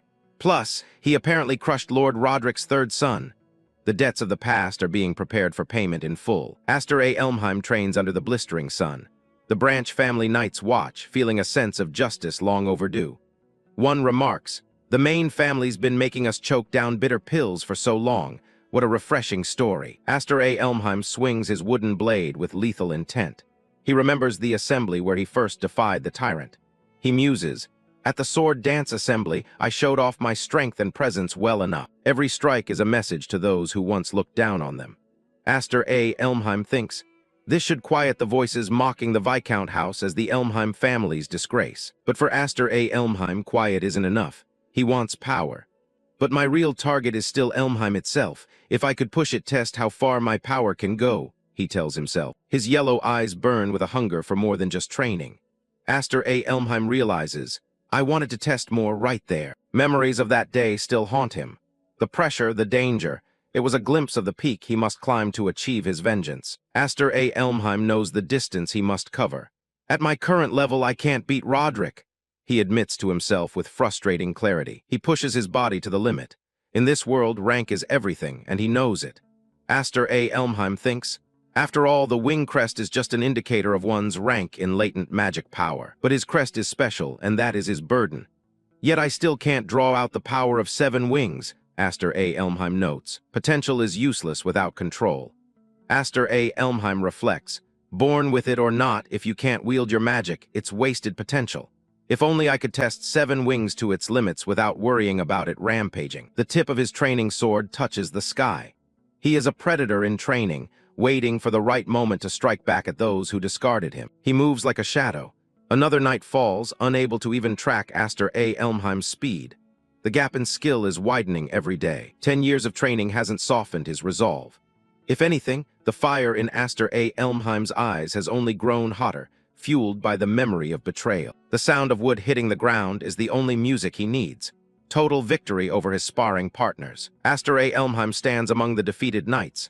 "Next, anyone else?" he demands, his voice cold and commanding. No one moves. A familiar voice breaks his concentration. "At it again, huh?" says Ulfin Elmheim as she approaches. Ulfin Elmheim walks onto the field with a teasing smile. "Aster never knows restraint, it's really unbelievable. Also, Father's calling for you," she informs him. Aster Elmheim sighs, the intensity fading for a brief moment. "Father, got it. On my way," he replies, walking past the fallen knights. He stops and looks at his sister, noticing something out of the ordinary. "That outfit," Aster Elmheim notes. Ulfin Elmheim turns, looking back at him with a quizzical expression. She asks. She's dressed in training gear instead of a noble's dress. "Rare sight," Aster Elmheim remarks. "Didn't you say it wasn't cute, so you hated wearing it?" Ulfin Elmheim shrugs off the comment. "Everything needs balance, right? Seeing you made me think I can't keep going like this," she explains. Before he can respond, Ulfin Elmheim points her wooden sword right at his face, catching him off guard. "So," she begins. Ulfin Elmheim's eyes sparkle with a rare, playful determination as she points her blade. "When I get back, you're spending plenty of time with me," she declares, making sure he understands it's not a request but a promise. Aster Elmheim watches her go, the fleeting smile on his face already fatting back into cold resolve. The reprieve is over. His sister's laughter still lingers in the air, but the weight of his father's summons already pulls him toward the heavy doors of the office. The training session ended with a hollow laugh as Aster teased his sister's seriousness while the knights lay defeated on the field, joking, "Go easy on me." Though both knew that in the Tyrant family, there was no such thing as mercy. A sharp knock echoes through the hallway. Aster Elmheim stands before the heavy doors of his father's office, the weight of the summons pressing against him. Aster Elmheim enters the room, the golden sunlight of the afternoon spilling across the floor. "Excuse me," he says, finding Viscount Hifreed already waiting for him. Aster Elmheim approaches the desk with a quiet discipline. "Dad, what do you need?" he asks. Viscount Hifreed doesn't look up immediately. "Sit down," he commands, his voice firm but weary. Aster Elmheim takes his seat. He has learned to read the silence of this house, a silence that often precedes a storm or a heavy burden. Viscount Hifreed breaks the quiet, his eyes fixed on some distant memory. "It's been about 10 years since we welcomed you into the family," he reflects. 10 years of survival, 10 years of hidden strength. I thought I'd wait until you were a bit more grown. Viscount Hifreed continues. He reaches for a small, ornate box on the table, his movements deliberate. The box opens to reveal a ring set with a brilliant blood-red ruby. Aster Elmheim stares at it, his pulse quickening. This is, he whispers, proof of the next head, Viscount Hifreed declares. He looks directly at his adoptive son. Aster Elmheim can only breathe out a shocked "I" as the magnitude of the offer sinks in. Viscount Hifreed doesn't blink. Aster, I want you to succeed the Viscount house. The words hang in the air, a final decree that leaves no room for hesitation. Aster Elmheim remains silent, his golden eyes wide. You know as well, the Viscount house is in a precarious position, Viscount Hifreed explains. They sit across from each other, two men bonded by a name that the rest of the family views with contempt. The sun sets over the territory of the Viscount house. But like it or not, we're a branch bearing the Elmheim name, lords entrusted with our own territory. Much to protect, Viscount Hifreed reminds him. Responsibility is the chain that binds them both. The shadows of those who came before them loom large in the office. Viscount Hifreed stares at the silhouettes of the ancestors. We can't leave the next head's seat empty forever, he says. The time for a placeholder is over. Aster Elmheim's mind immediately turns to the complicated web of their family. Are the sisters okay with this? He asks. He knows all too well the envy and hatred that blood can brew. Viscount Hifreed closes his eyes for a moment. Knight Academy. When I go there, I'll meet with the sisters, so I'll tell everyone properly then, he answers. He is a man who deals with his problems head-on. The faces of his other sisters, Marfa and Kudo, flash in Aster Elmheim's mind. Sisters Marfa and Kudo too, he thinks. The reception will be anything but warm. Aster Elmheim's mouth twists into a bitter line. They'd hardly be thrilled, especially Sister Kudo. She'll be furious for sure, he realizes. The fake, noble kindness of their world is about to shatter. Viscount Hifreed lets out a heavy sigh, his face etched with the pain of a broken family. She hates me just for being born a boy, lucky enough to have 7 wings, Aster Elmheim thinks, feeling the sting of an unearned resentment. Aster Elmheim's hands clench at his sides. I can't accept this, he thinks, the memory of his own lack of control burning fresh in his mind. He is not ready to lead, not yet. He turns his back on the proof of succession. I can't even control my own magic, nearly killed my own sister. I'm too immature, Aster Elmheim admits to himself. The power of 7 wings is a curse to one who cannot master it. The room is silent. As the narrative states, nothing can convince an angry sister. But Viscount Hifreed has a different plan in mind. He has seen the warrior within the boy. A small, knowing smile tugs at Viscount Hifreed's lips. He sees more than Aster Elmheim is willing to admit. You've always made me doubt whether you're really a kid, the Viscount notes. He knows he's talking to a soul that has seen war. Viscount Hifreed leans back in his ornate chair, the ring forgotten for a moment. I thought this ring was a reward for the sword dance assembly, he says. But he knows Aster Elmheim seeks a different kind of strength. Viscount Hifreed sets aside the ring of succession and pulls a long, weathered wooden case onto the desk. I thought the ring was a fitting reward for the sword dance assembly, he says, his gaze sharpening with hidden significance.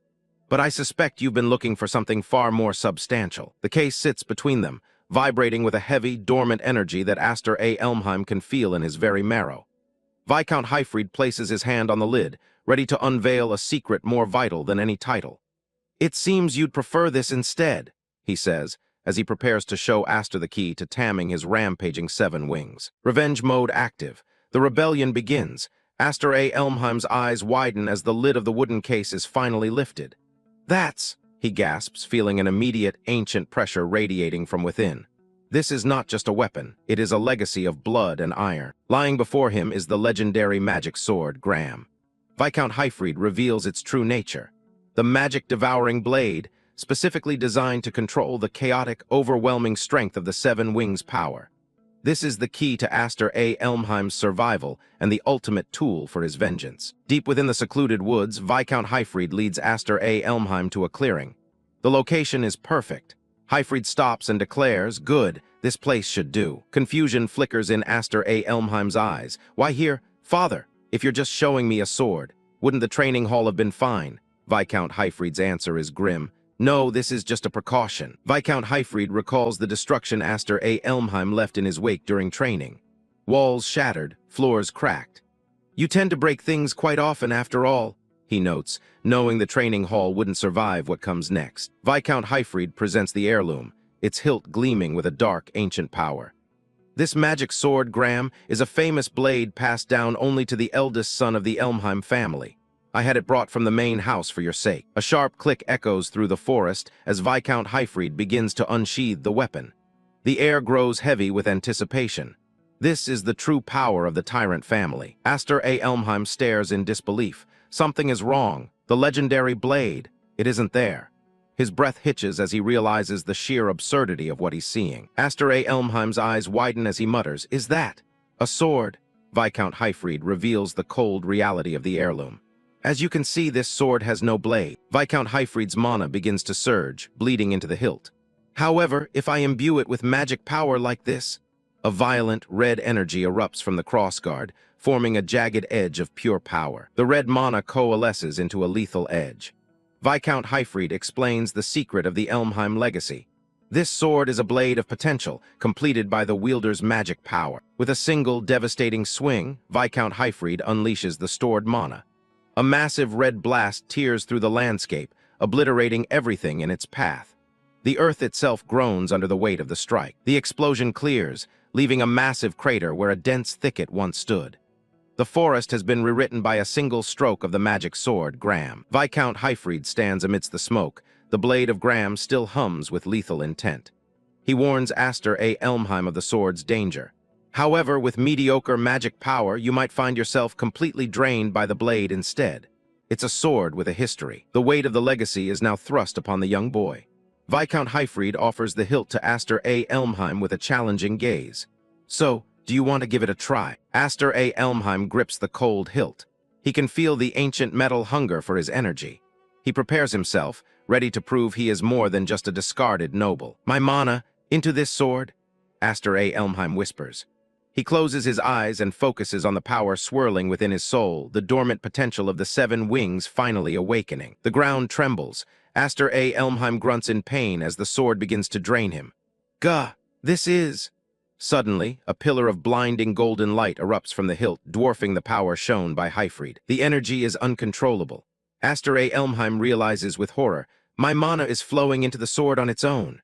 The golden torrent pierces the clouds, a beacon of raw, untamed power. Miles away, the spectacle is impossible to ignore. A beam of radiant light stabs the sky, visible to all in the surrounding territories. The rebellion has just announced its arrival. In the distance, confused guards stare at the horizon. What was that light just now? Did a comet fall or something?" One guard snaps back, "Idiot, it's the opposite. Something flew up into the sky." A lone figure watches the light from the manor. Ulfin Elmheim's gaze is fixed on the distant explosion of mana. Her expression is unreadable, but she knows exactly who is responsible. "It must be Aster," Ulfin Elmheim mutters, her green eyes reflecting the fading glow. The honorary knight has returned, only to find the brother she left behind has become something else entirely. Back in the forest, Aster Elmheim collapses, gasping for air as the mana dissipation leaves a haze around him. He smiles through his exhaustion. This is an extraordinary sword. Viscount Hifreed is frozen in shock, his eyes wide as he looks at the devastation caused by a mere child. He realizes his mistake. "What's extraordinary?" he breathes. Viscount Hifreed finishes his thought, his voice trembling with a mix of awe and fear. "Is your power." Above them, the sky itself is scarred, the clouds swirled into a violent vortex by the sheer force of Aster Elmheim's mana. The weight of the 7 wings is absolute. There has never been a single person possessing the 7 wings crest, even looking back through the entire Elmheim family lineage. Viscount Hifreed looks at Aster Elmheim, knowing he isn't just a survivor. He's a force that will soon outgrow everyone he knows. Viscount Hifreed watches Aster Elmheim in the woods, his mind heavy with a terrifying prophecy. Once he masters that power, he will likely become a swordsman who far surpasses myself, a 6 wings, and even Lord Roderick. The shadow of the B letter 1EA1 Ochua, Lord Roderick, looms behind Aster Elmheim. Viscount Hifreed knows the boy must become more than just a survivor. He must become more than the man who sought to crush him. More than that man. Viscount Hifreed continued his story. However, power that is too great always sows the seeds of conflict. While Aster gripped his weapon's hilt, fully aware of the danger on the path ahead.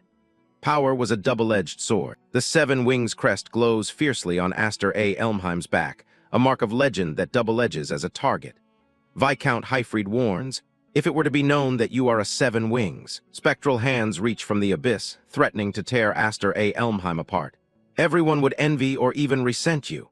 In the world of nobles, excellence is a death sentence. A hand grips a blade, ready to strike from the shadows. The warning is clear. Some will plot to exploit you, and others will surely try to eliminate you as a nuisance. Viscount Hifreed extends a hand to Aster A. Elmheim, offering the only way to survive the coming storm.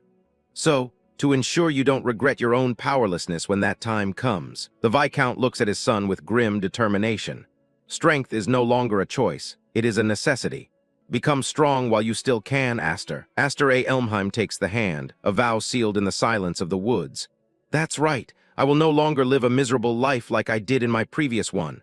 The past is dead. The future is fire. Determination burns in Aster A. Elmheim's eyes. He will not be a pawn in this game of thrones. Thank you, Father. I will definitely master both the 7 Wings and this sword. 3 days pass.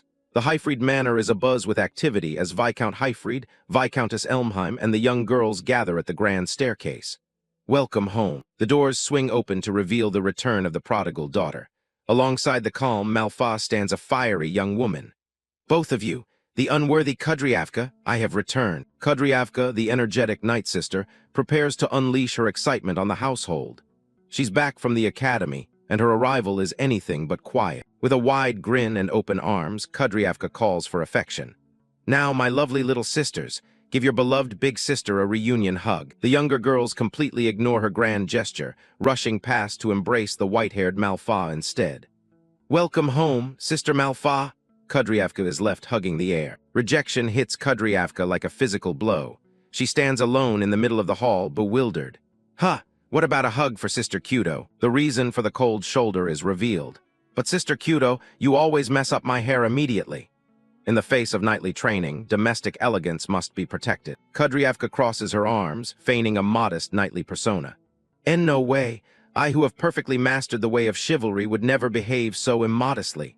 She looks over at the young Alfin. The mask of chivalry slips. Kudryavka watches the young red-haired girl with a predatory sibling glee. The reunion isn't over yet. Before she can escape, Kudryavka pounces on her youngest sister. Alfin, have you been a good girl? The peaceful return has turned into a wrestling match. Alfin struggles to breathe in the suffocating hug. Why are you coming over here? The knightly chivalry seems to have been forgotten in an instant. Manhwa looks around the hall, noticing a missing presence. Huh, where's Aster? The question hangs in the air, shifting the focus to the boy who isn't there. Viscount Hifreed and Viscountess Elmheim look away, their expressions a mix of pride and concern. Ah, if you're looking for him? They know the forest is currently a battlefield of mana. Kudryavka's playful smile vanishes in an instant. Her knightly instincts scream as she senses a monstrous surge of power erupting from the woods.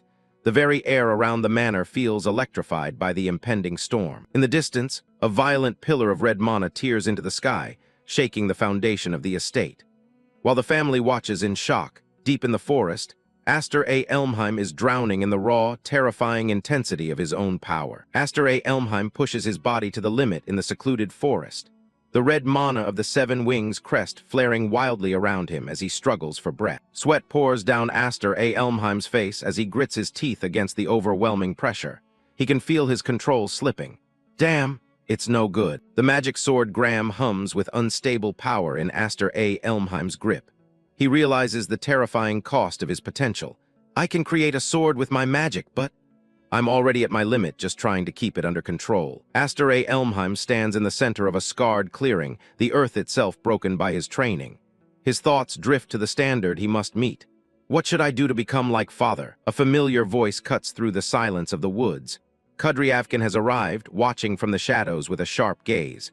Well, you've really outdone yourself this time. Aster A. Elmheim turns to see his elder sister standing there, her presence as imposing as any knight's. Sister Kudo, were you back already? Kudryavka retorts coldly.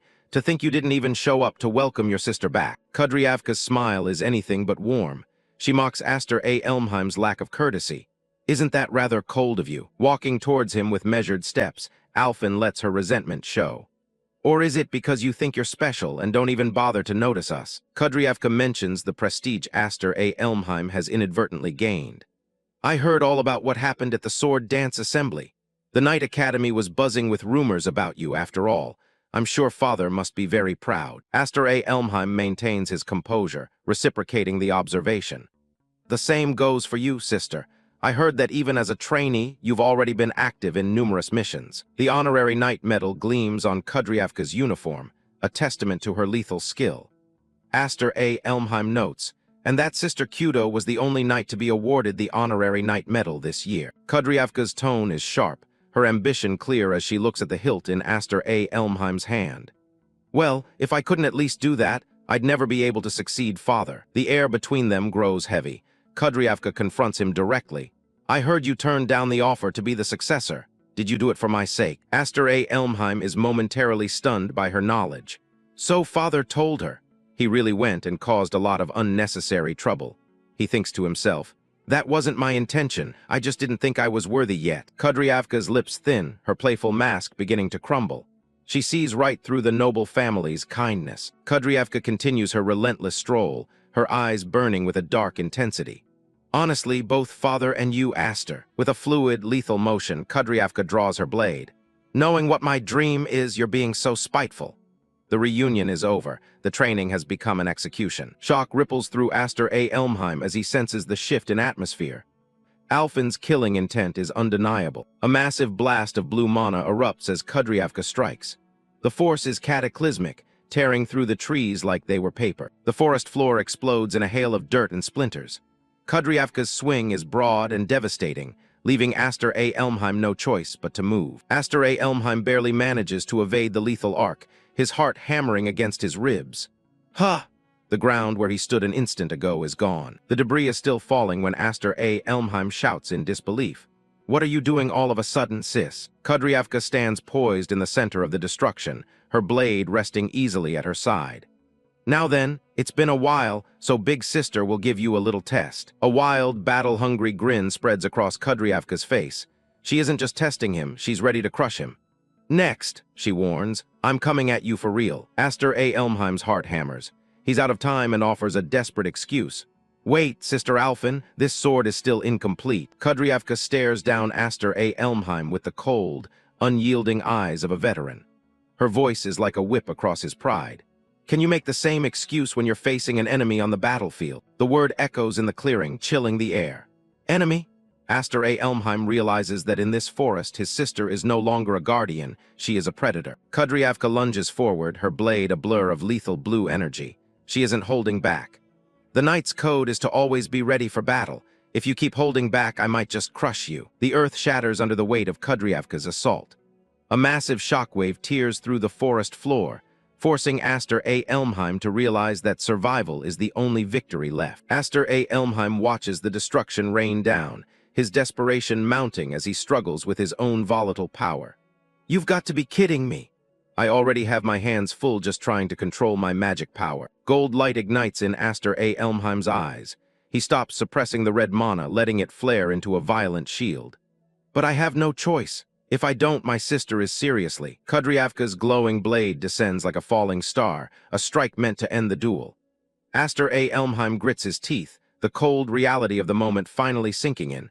Going to kill me. Red and blue mana collide in a cataclysmic explosion of raw potential. The clash between brother and sister shakes the very foundation of the Elmheim lands. The rebellion has truly begun. To be continued. Deep in the forest, the sounds of a fierce battle echo as two powerful forces collide. A fiery knight named Kudryavka, or Kudo for short, charges forward. She compliments her opponent's sharp skills but confidently states that she has grown much stronger since her time at the academy. But her compliment quickly turns into a taunt. As Aster struggles to block her powerful strike, she mocks his weapon, calling it a pathetic excuse for a sword. She presses her attack, criticizing his magic control as completely non-existent, sending him stumbling backward. Aster digs his heel into the ground, desperately trying to regain his footing against the onslaught. With a glare, Aster grits his teeth and calls out his sister's name, remarking on how relentless she's always been. He thinks to himself that she's been this way ever since they were children. The scene shifts to a memory of the past. In the flashback, A younger Kyudo angrily questions if Aster's right to succession is only because he's the sole male heir, while a young Aster looks on with a stoic expression. Aster wonders if her resentment stems from the fact that he possesses a wing sigil superior to anyone else in the family. He remembers her as a living storm, constantly challenging him over every little thing and crying that the world was unfair. Back in the present, Aster comes to a firm conclusion as another attack lands. To put it bluntly, she is his natural enemy. In a sudden blur, Kyudo leaped and vanished from Aster's sight in an instant. A glint of realization appears in Aster's eye. He seems to have figured something out during their fight. With renewed focus, their blades clash again in a massive explosion of magical energy that tears through the forest. Kyudo's frustration boils over as she unleashes her power, yelling that Aster is not fit to be the next head of the house. Meanwhile, inside the mansion, a woman with long silver hair named Manhwa watches them from a window, worriedly asking her father if it was truly wise to leave those two alone. She voices her concern that at this rate, their sibling spat might actually result in a casualty. Their father, Viscount Hifreed, calmly reassures her. He says they are good rivals in their own way, and while they can be reckless, things won't escalate that far. Manhwa remains unconvinced, her expression filled with doubt as she can only hope that he's right. Changing the subject, Manhwa asks her father for the real reason he summoned them back from the Night Academy, doubting it was just to discuss the succession. The Viscount simply replies no. He reaches into his desk drawer, about to reveal the true, more serious reason for their return. Manhwa's eyes widen in shock as she sees what her father has placed on the table. He reveals a letter with an official seal, explaining that it's a summons from the Elmheim main house. A dark, ominous aura surrounds the image of shadowy figures, as the Viscount explains that the elders who lead the core of the main house want to see their grandson's face. It's not a request, but a demand for Aster to appear before them. Manhwa looks away, her hand to her mouth, fully understanding the gravity of the situation. This is a major development. Viscount Hifreed's expression turns grim as he considers the possible outcomes. He admits that in the worst-case scenario, they might lose Aster. His words hang in the air as the scene cuts back to the furious duel outside. Aster, completely unaware of the summons, angrily yells that he already turned down the talk of succession, and that the Viscount heard him. But Kyudo retorts that the head of the main house finds his refusal itself disagreeable, implying he has no choice in the matter. She brings her blade down with incredible force. Aster struggles to parry, grunting at the sheer weight of her attack. To him, it feels like he's facing a troll swinging a giant mallet. Her physical power is monstrous. His hands tremble, and his sword glows with unstable red energy as he struggles to maintain control. He's pushed back, barely defending against her relentless assault. Desperate, Aster tries to get a word in, telling her to stop and listen to him for a moment. But Kyudo cuts him off with a cold stare, accusing him of trying to run away from the fight. Before he can respond, she unleashes another devastating wave of energy, blasting him away. Aster is thrown backward, coughing up blood. He can't believe her brute strength. Kyudo begins her lecture, slamming her sword into the ground.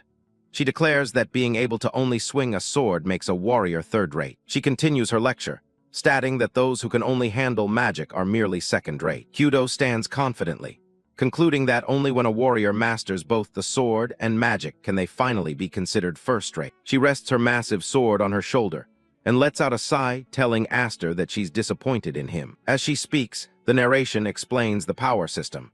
The difference in wing sigils is directly related to the amount of mana a person can handle. It's said that a difference of just a single wing equates to a threefold gap in overall power. Kyudo lays out the facts. With her 5 wings, she should be 2 full stages weaker than Aster, who possesses an unprecedented 7 wings. And yet, despite his overwhelming magical advantage, he avoided a direct clash of strength and retreated to using only his swordsmanship. She gives him a sharp, knowing look, asking if he truly distrusts his own power that much. Her words strike a nerve. She asks if he's perhaps afraid of going berserk again, just like he did 3 years ago. Aster freezes. Her question echoes in his mind. He never thought of it that way. Was he truly afraid of the power of the 7 wings? A shocking realization dawns on him. He had never even considered it, but was he unconsciously putting a limit on his own power? He looks at his sword, and everything clicks into place.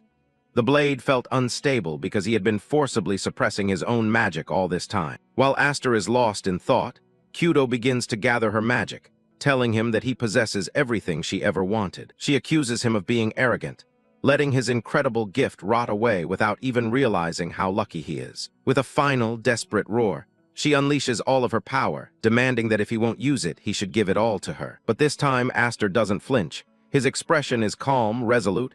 He's made his decision. A massive explosion erupts as her attack is met with an overwhelming wave of red and blue energy. Kyudo stares in disbelief, unable to comprehend what just happened. He knocked back her full-force strike. A confident smile spreads across Aster's face as his eyes glow with power. He thanks his sister, telling her that his eyes are finally open. He charges forward with just the hilt of his sword, and Kyudo can only watch in shock, wondering why he isn't even manifesting a blade. Gritting her teeth, Kyudo tries to rally her remaining energy, refusing to believe she's already run out of mana. But it's too late. Aster raises his sword, now burning with immense power. He can feel it, the unprecedented, inexhaustible magic of the 7 wings finally unleashed. He knows he can't fully master this overwhelming power right now.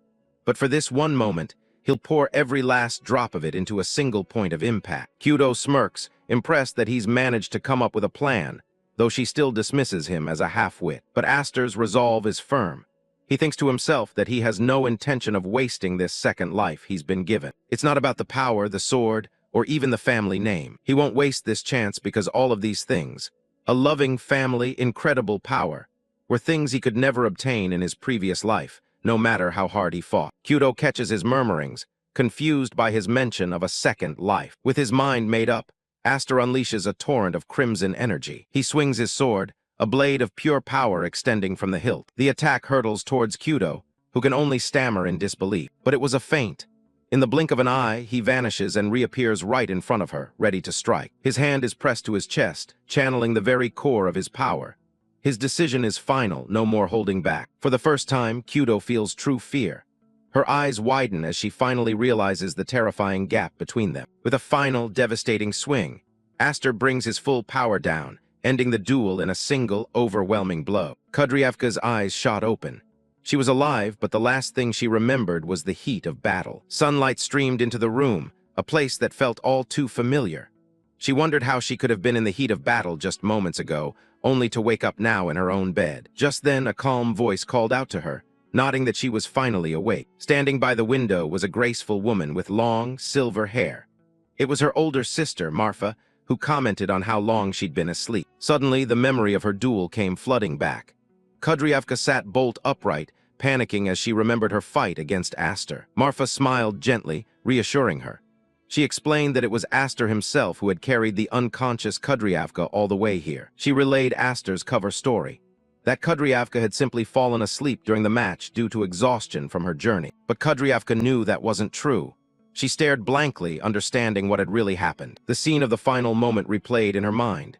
She had been certain, absolutely certain, that Aster was about to cut her down. But just before impact, he had skillfully dispelled the blade of magic power, neutralizing the attack. Only the faint remnants of that power had passed through her body, knocking her out. It dawned on her that there was no way Aster would ever seriously try to kill his own sister. And yet, the memory of his face at that moment sent a chill down her spine. She remembered the look in his eyes, the terrifying pressure. For just a split second, she truly believed she was going to die. A small smile crept onto her face. He was much smaller than her, but he was a thoroughly disagreeable younger brother indeed. Her expression hardened with resolve. She grabbed her sword, demanding to know if Aster was going to try and pull the same trick again. Wielding her massive blade, she declared that she refused to accept the result of their match. She wanted a do-over. This time she would go all out from the very beginning. But Marfa calmly interrupted her, informing her that Aster had already left. Kudryavka froze, completely caught off guard by the news. Marfa explained that a summons had arrived for Aster from the main house, and he'd just left with their father.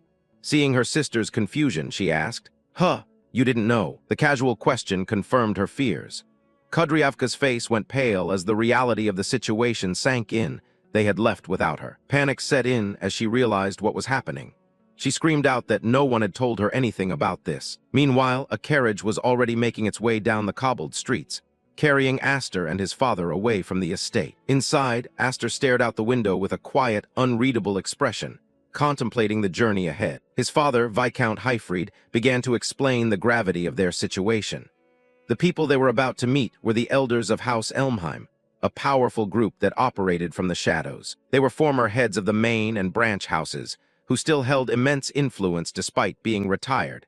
They were known as the rulers of the shadows. The Viscount sighed, filled with worry. These elders had never shown any interest in Aster since he was adopted, so why summon him now of all times? Aster answered calmly, his gaze sharp. He was certain it was because of the incident at the Sword Dance Festival. He continued, recounting what he knew of them. The old men of Elmheim valued one thing above all else, the family's reputation, more than money, honor, or even their own lives. And the punishment for anyone who sullied that reputation was horrifying. It was rumored they were thrown into a cage and fed to monstrous beasts. Viscount Hifreed turned to him, alarmed, asking where on earth he had heard such a dreadful rumor. Aster just smiled nonchalantly, giving a vague answer before stating that he was fully prepared for either execution or banishment. His casual acceptance of his potential fate was unnerving. The Viscount's concern only deepened. He questioned Aster's decision to travel without any escorts, highlighting the immense danger they were heading into. But Aster simply brushed it off, saying it was fine. He revealed that he had originally planned to leave just as his sisters were arriving anyway. He explained that it would be better for Kudo if he, the person she hated, wasn't around, allowing her to relax and stretch her wings.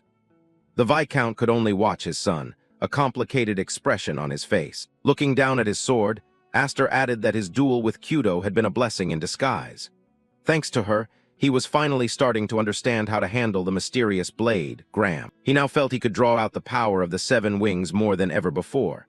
With this newfound confidence, he made a startling request to his father. If something were to happen, he was not to be saved. Aster declared that he was prepared to survive on his own. His father could only stare back, stunned by his son's grim determination. Suddenly, the Viscount's composure broke. He began shouting at Aster, scolding him for acting so high and mighty when he was still the youngest child of the family. His lecture was cut short as Aster's eyes shot wide, startled by a sudden noise from outside the carriage. It was Kudryavka. She was running at full speed alongside the moving carriage, banging on the window and demanding to know why she was here. Viscount Hifreed stared in disbelief, asking if she had truly run all this way on foot, clinging to the side of the carriage as it sped along. Still gasping for breath, Kudryavka snapped back, asking her father if it wasn't far too heartless to leave without saying a single word to his own daughter. She clambered inside, mentioning the summons from the Grand Elders, an honor that even she and Marfa had never received. Her father tried to protest, saying she couldn't just come along, but Kudryavka sat right down beside a stunned Aster, claiming she understood perfectly that their father had tasked them with looking after things in his absence. Her expression then turned serious. She reasoned that this summons must be a crisis, something that required them to be extremely cautious. She revealed what Marfa had told her before she left, that there was a very real chance that Aster might not come back from this trip. Aster tried to laugh it off, saying it was an exaggeration. He was just going to meet and talk with them, though he admitted whether he could return safely asterisk after the talk was a different story. Kudryavka's patience snapped. She got right in his face and declared bluntly, "Listen, Aster, I hate you very much." She began listing all the reasons. Because he was a man, because he had the 7 wings, and because he always received special treatment. Aster just listened, his expression unchanged. She hated that he was stronger than her, and she hated how he acted like a mature adult despite being her younger brother. She claimed to hate everything about him. Then her voice softened, and her expression changed completely. With genuine emotion, she told him, "But even so, you are precious family." Before Aster could react, she leaned against him, her head resting on his shoulder. She reminded him that no matter how strong he became, he would always be her little brother. Having finally said what she truly felt, she sat up and gave him an order. He had to come back safely so they could have their rematch. With a fierce grin, she gave him a final warning. She wouldn't forgive him if he dared to quit while he was ahead. And with that, she leaped out of the moving carriage, her message delivered. Aster watched her go, completely bewildered by her actions. His father, however, smiled warmly, remarking that she was a good rival for him. For the first time, a genuine, warm smile spread across Aster's face. He looked out at his sister's retreating figure and thought, "Thank you." As the carriage drove off into the sunset, Kudryavka waved from the road. And in that moment, Aster made a silent promise to her and to himself. "I will definitely return." Aster Elmheim and Viscount Hifreed stand before the massive iron gates of the Elmheim main house as a guard offers a bone-chilling greeting. The sentry's spear remains lowered, while he informs the pair that the Grand Elder is already waiting inside. Hifreed attempts to lead the way without a guide, but the guard immediately cuts him off to insist on a joint escort. As the duo is led through the vast grounds, The boy notes that this summon clearly isn't for a grandfather to dote on his grandson. His eyes suddenly glow with a sharp, calculating light as the mask of a submissive child is discarded. Staring up at the looming spires, he finds the view nostalgic, reflecting on the long years since he last set foot in this home. The Viscount walks beside him, observing the training soldiers and asking if the boy truly understands the gravity of their situation. The father warns him to stay calm regardless of any insults, but Aster replies that his behavior depends on the other side's actions. Hifreed sighs deeply at the response, nodding that the other side is exactly where the problem lies. He begins to explain the identity of their host,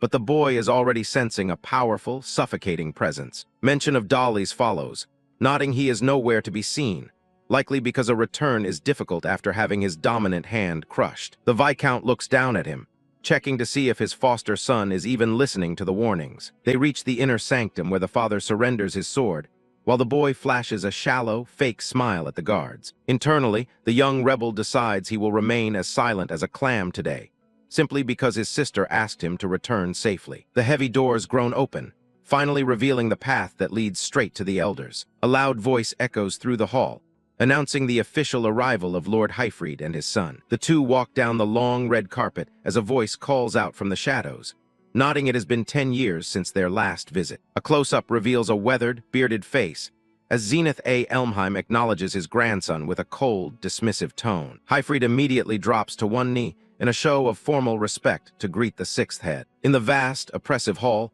Zenith sits on a throne-like chair, prompting the man to correct his greeting to Great Grand Elder. Aster stares directly at the man, recognizing Zenith A. Elmheim as the true monster lurking in the shadows. He scans the room with a keen eye, identifying the other heavyweights gathered under the Elmheim umbrella. His gaze lands on Count Maze, who smirks back, as the boy recognizes several faces from the Sword Dance Festival. Noting a significant absence in the room, he wonders to himself if Roderick is not here. Zenith's voice booms through the hall, expressing a mock regret that his beloved son isn't present to witness the brat's audience before them. The elder explains that as the head of the Royal Knights, Roderick is far too busy for such trivial matters. He laments to himself, claiming that these old soldiers are merely being charitable by handling such trivial administrative chores personally. Aster reflects on his previous life, remembering that he never even had the chance to see these people back then. Looking at the gathered power, he realizes that for a man who claims to be retired, Zenith still holds an immense amount of influence. Hifreed demands to know the truth behind what is being dismissed as trivial matters, seeking the real motive for this sudden summons. The Tyrant lets out a dry, mocking laugh, asking if the Viscount hasn't already guessed the reason for the summons. He mentions that word reached the house about Hifreed's pet dog making a mess at the Sword Dance Festival. The boy's expression hardens at the insult, knowing that this confrontation was always inevitable. Hifreed quickly defends his foster son, stating that Roderick had already settled the matter and closed the case. An executive scoffs, calling it a mere performance for the public that failed to clean the tarnished Elmheim reputation. The elders begin to mutter amongst themselves, declaring the adoption of a child with such obscure origins a mistake from the start, as voices rise to demand Aster's banishment and warn that Hifreed will not escape retribution either. The boy snaps, standing up abruptly and shouting that he did everything himself. He defends Hifreed with all his might,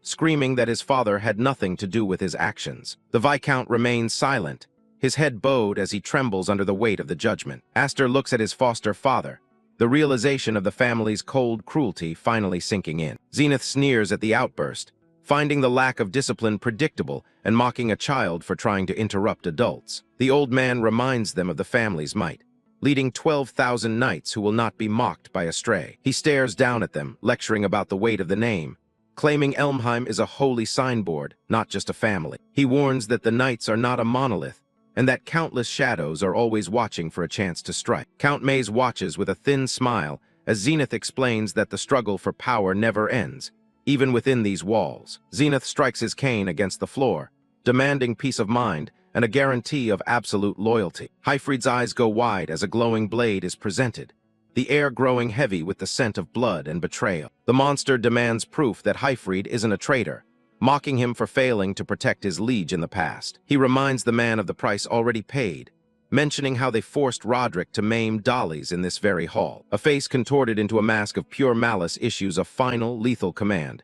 This time, cut off that brat's head. Aster's eye glows a sharp gold, while Zenith promises that spilling the boy's blood will settle the debt. Remaining on one knee, the father lowers his head slowly as his voice rings out with unwavering resolve.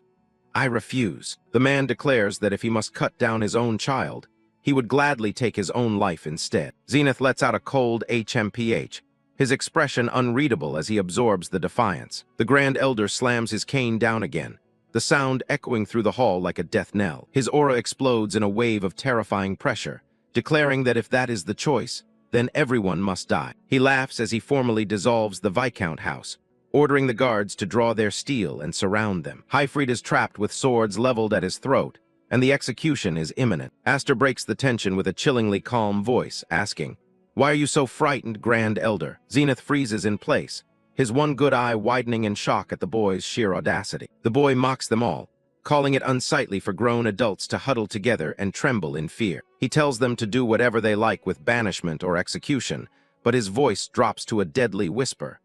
"But if you intend to lay a hand on my family," the Viscount watches with a stunned expression, sensing the sudden and terrifying shift in his son's demeanor. Aster apologizes to his father, admitting he was never good at staying silent, before violently shredding his shirt. The guards stagger back in fear, their faces turning pale with pure disbelief. The legendary mark is revealed, a glowing crimson emblem of 7 wings burning onto Aster's skin. He delivers his final ultimatum, warning that at this moment, these 7 wings will become Elmheim's enemy. His eyes burn with the fire of a god, as he tells the elders to think it over very carefully. The Elmheim elders stare in utter disbelief, a few of them stammering, "Impossible! Could that be?"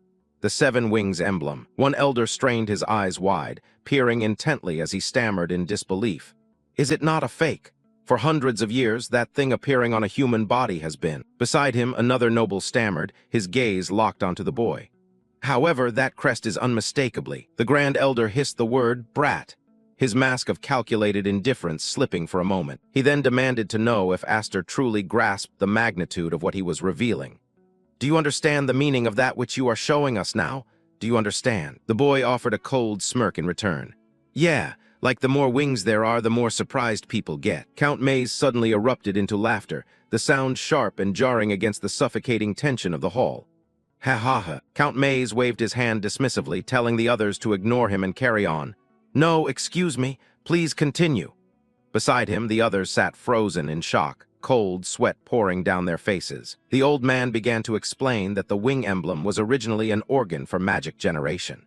In the first place, the wing emblem is an organ for generating magic power that spirits shared with humans long ago. He detailed the lineage, explaining how that primordial power was meticulously passed down. By passing that power down from parent to child, over the ages, humans had refined and deepened that inherent power. Humans deepened that power further. Zenith noted that reaching 7 wings was a feat no human had ever achieved. However, there has yet to be anyone who reached 7 wings, with the sole exception of the winged clan, the ancestors of spirits. Aster narrowed his eyes at the elder. "Are you saying I am of that spirit clan?" The old man turned his back on the boy. "If your 7 wings are real, perhaps." Indeed. Viscount Hifreed remained motionless, the weight of the revelation pressing down on him in the silence. Glancing at his discarded shirt on the floor, the boy spoke.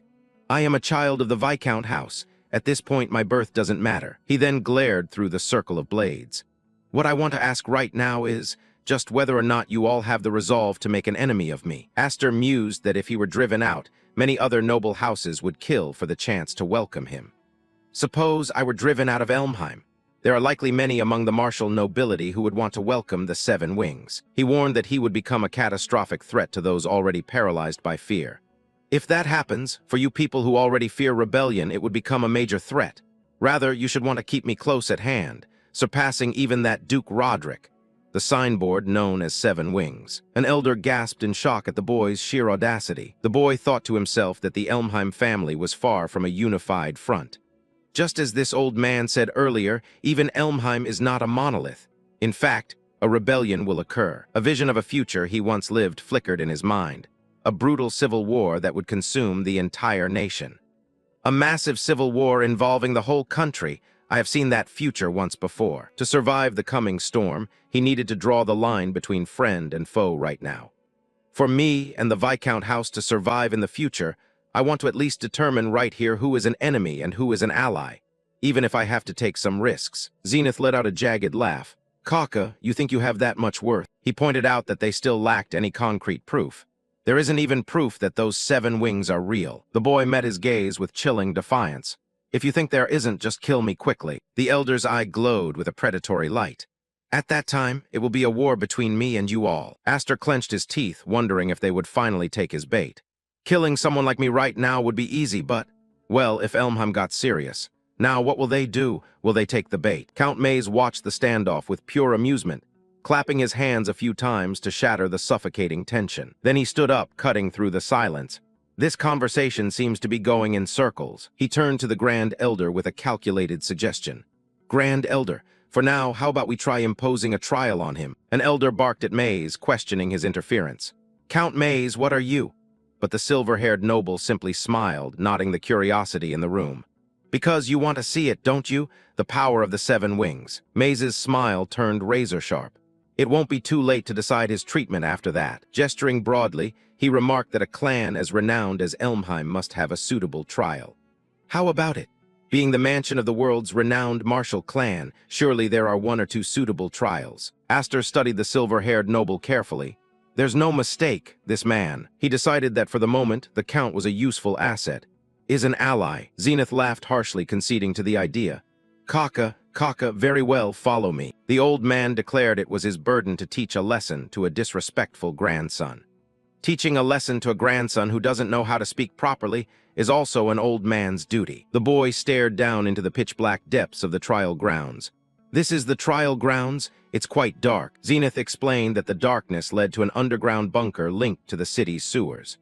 Beyond this darkness lies an underground bunker connected to the waterways. He revealed the bunker housed a single magic beast. It was an evacuation shelter for emergencies, but we are keeping a single magic beast there. The trial is to defeat that magic beast. That is all. Hifreed looked at Aster with a mix of frustration and worry. Good grief, he was a troublesome fellow who just cried and screamed. Even though I told you so many times to keep the existence of the 7 wings hidden. The boy realized he couldn't keep the mark hidden forever, and this was the perfect opportunity.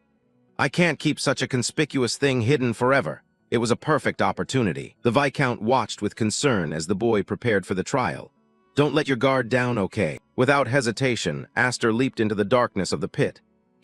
I'm off. Count Maze watched from the ledge, a faint smirk playing on his lips as the boy descended. Aster landed in the shallow water at the bottom. It is dark as expected. The darkness was no obstacle for his enhanced senses, but not so dark that I can't see. A sudden presence in the shadows caught him off guard. That is. Zenith spoke from above, his voice echoing down the shaft. I even gave that a chance to clear his name, though. Before him lay the severed head of Dolly's, while from above, the old man Zenith continued to recount the young lord's pathetic demise, hopping to shatter the boy's resolve. He did nothing but wail and scream until his final breath.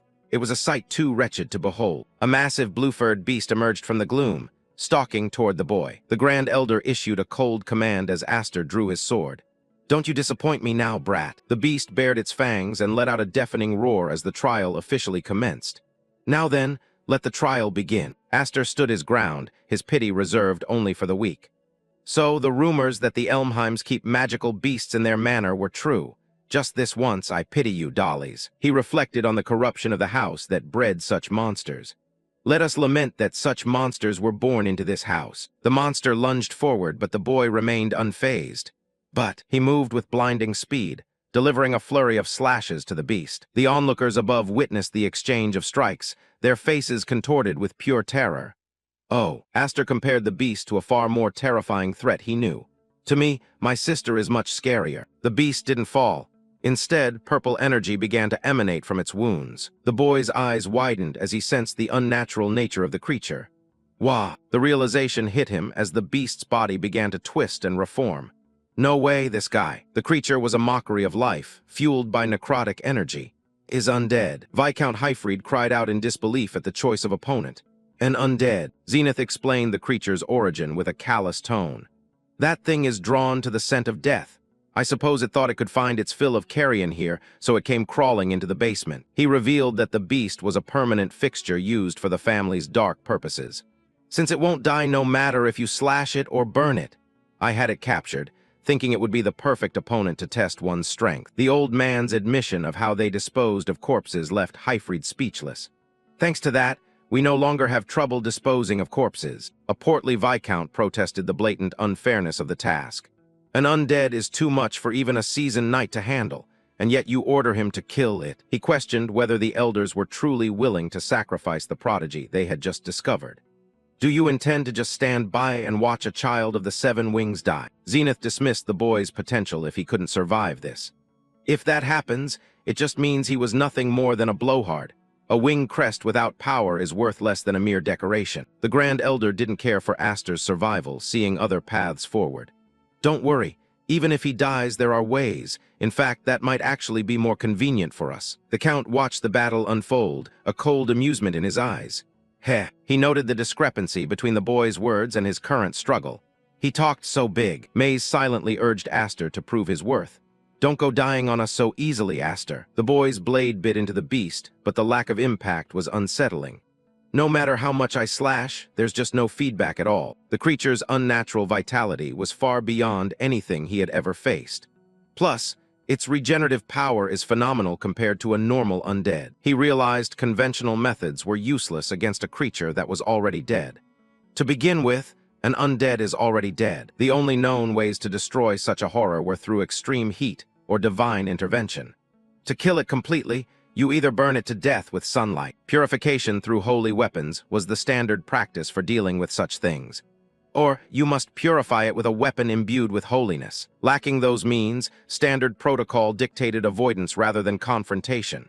And if you can do neither, then not engaging is the standard protocol, the common sense of fighting undead. Aster rejected the idea of retreat, determined to prove the power of his mark.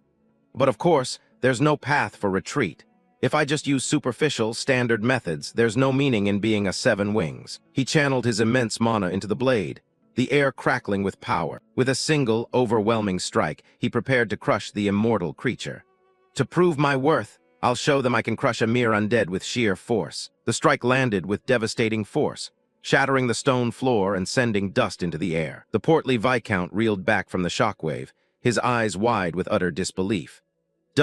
What incredible magic power! So this is the true power of the Seven Wings. Panic broke out among the observers as the basement was swallowed by chaos. What happened down there? Did he defeat it? Zenith leaned forward, searching the settling dust for any sign of his new asset. Aster stood in the center of the crater, his breath steady despite the massive output. The Grand Elder's disappointment was palpable as he sensed the beast's lingering presence. What a pity! Without warning, the undead monster charged through the debris, slamming into the boy with mindless fury. Aster grunted as he was shoved back, the creature's weight threatening to crush him. Gah! The beast loomed over him, its purple necrotic energy surging as it prepared to tear him apart. Hifreed's heart hammered in his chest as he screamed out for his son. Aster! Count Maze placed a restraining hand on the Viscount, his voice cold and devoid of empathy. Don't do something as gauche as trying to save him, all right? Lord Hifreed. The Viscount turned on the Count, his voice trembling with fear and fury. You're telling me to just stand by and watch him die? Maze offered a patronizing smile, his confidence in the boy's potential unshaken. Now, calm down. The Count gestured toward the pit, where the real battle was only just beginning. Look, the boy's lips curled into a predatory grin as he faced the monstrosity. Maze noted with satisfaction. It seems he still has a trump card. I'm glad it seems to be working properly. He analyzed the beast's condition, nodding his brute force approach was finally taking a toll.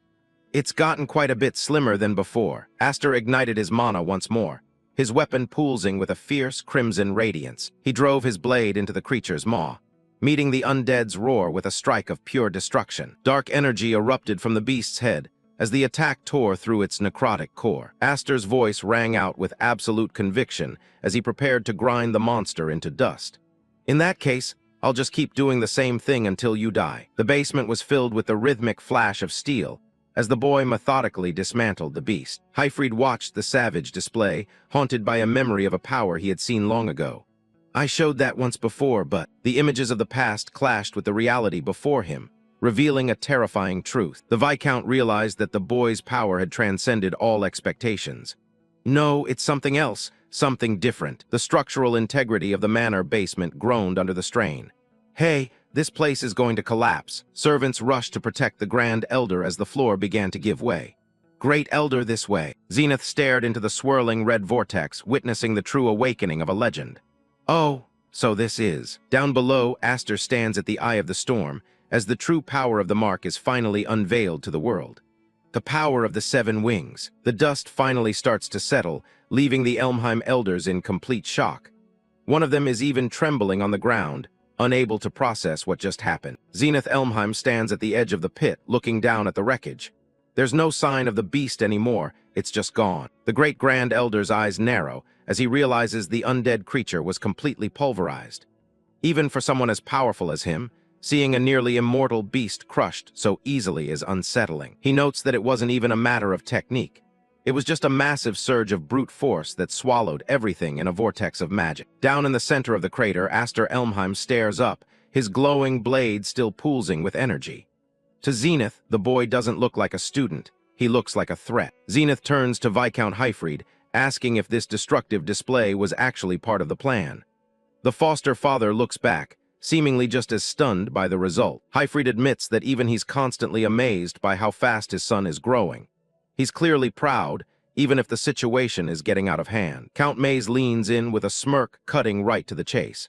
He wants to know if Aster officially passed the exam after that mess. Zenith huffs, but he has to admit the truth.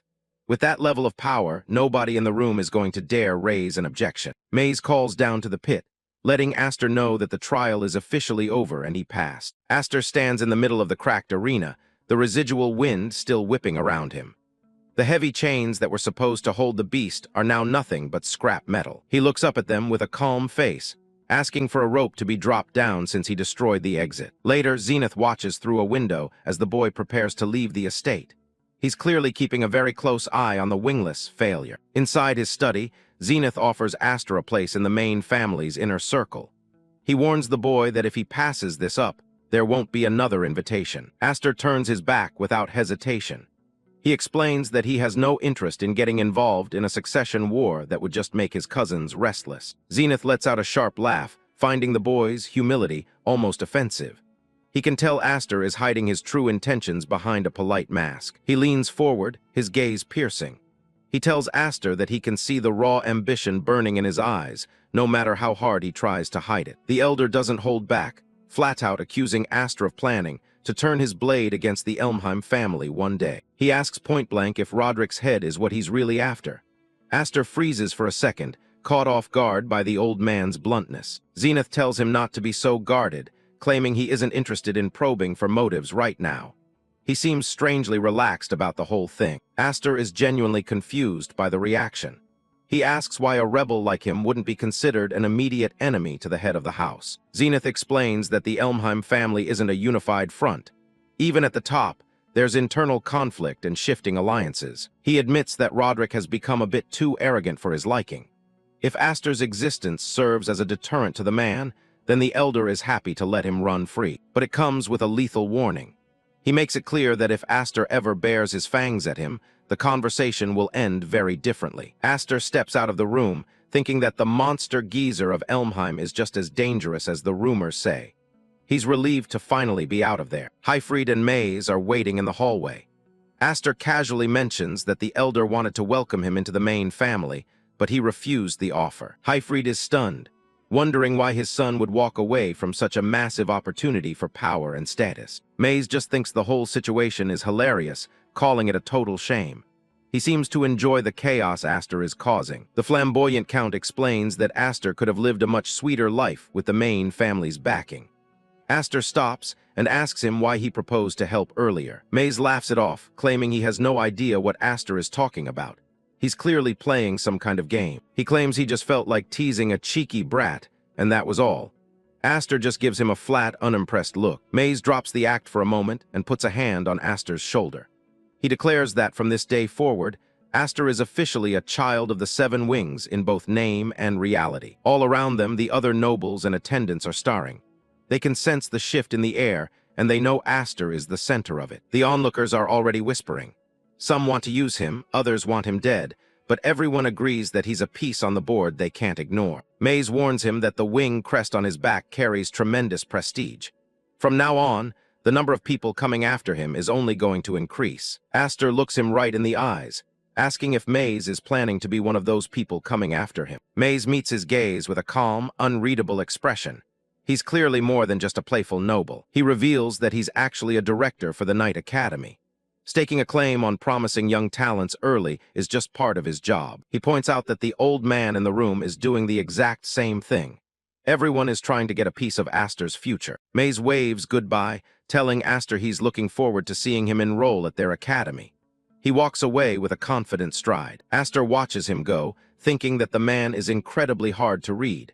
He wonders if it's too early to consider someone like that an ally. Hifreed places a reassuring hand on Aster's shoulder, ready to head back now that the intense day is finally over. Viscount Hifreed tells Aster that he needs to tell his sisters all about his grand performance during the trial today. He seems a bit more relaxed now that the danger is over. Aster Elmheim laughs and adjusts his collar, joking that his mother is definitely going to faint when she sees the state of his clothes and all his new injuries. Meanwhile, deep within the main house, a knight in full plate armor kneels before the Kingdom Knight General Commander. He reports that Master Dariz didn't survive the trial Lord Zenith summoned him for the other day. Roderick A. Elmheim listens to the report with a cold, detached expression. He immediately asks what happened to Hifreed's son, who was also summoned. The knight confirms the boy survived, and Roderick thinks to himself that Hifreed doesn't seem to care about his own child's life at all. He finds the man's lack of concern interesting. He clasps his hands together as the weight of the news sinks in. It's clear now that the rumors were true. The power of the 7 wings really does dwell within the boy. The subordinate waits in silence, sensing the gravity of the situation. The atmosphere in the massive hall is thick with tension. There's a growing fear that at this rate, the long-maintained power balance within the Elmheim family could completely collapse. One branch member with that much power could change everything. The knight asks if they should take immediate action to handle the situation before it gets any further out of control. Roderick dismisses the concern, telling his man to just leave the boy be for the time being. He doesn't see a need for a preemptive strike. He leans back on his throne, surrounded by the family's trophies. If the Elmheim name could crumble from an obstacle like this, he believes it would have fallen a long time ago. He adds that there's no reason to rush things. In his mind, the 7 wings will eventually belong to him anyway, one way or another. Until that day comes, Roderick is content to let the boy run free. He wants to see just how much the baby he let escape can actually struggle. He stands over a map, plotting his next move while deciding to enjoy the show for a while longer. He's treating Aster's survival like a minor form of entertainment. His red eyes glow with a predator's intensity as he whispers the name of the child of the 7 wings. He's already decided how this story will end. 4 years pass by in a flash. The Dorussel Knight Academy is finally holding its entrance exams, and the gates are swarming with hopeful applicants. The staff at the registration desk are working overtime, processing a mountain of paperwork.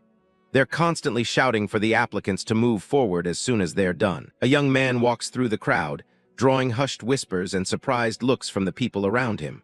Word of his arrival is already spreading. Some of the other students are skeptical, claiming they heard rumors that he was a lot bulkier and more imposing than he looks in person. The academy makes every applicant sign a waiver, stating they won't take responsibility for any injuries or accidents that happened during the grueling exam. The examiner at the desk demands to see a wing crest.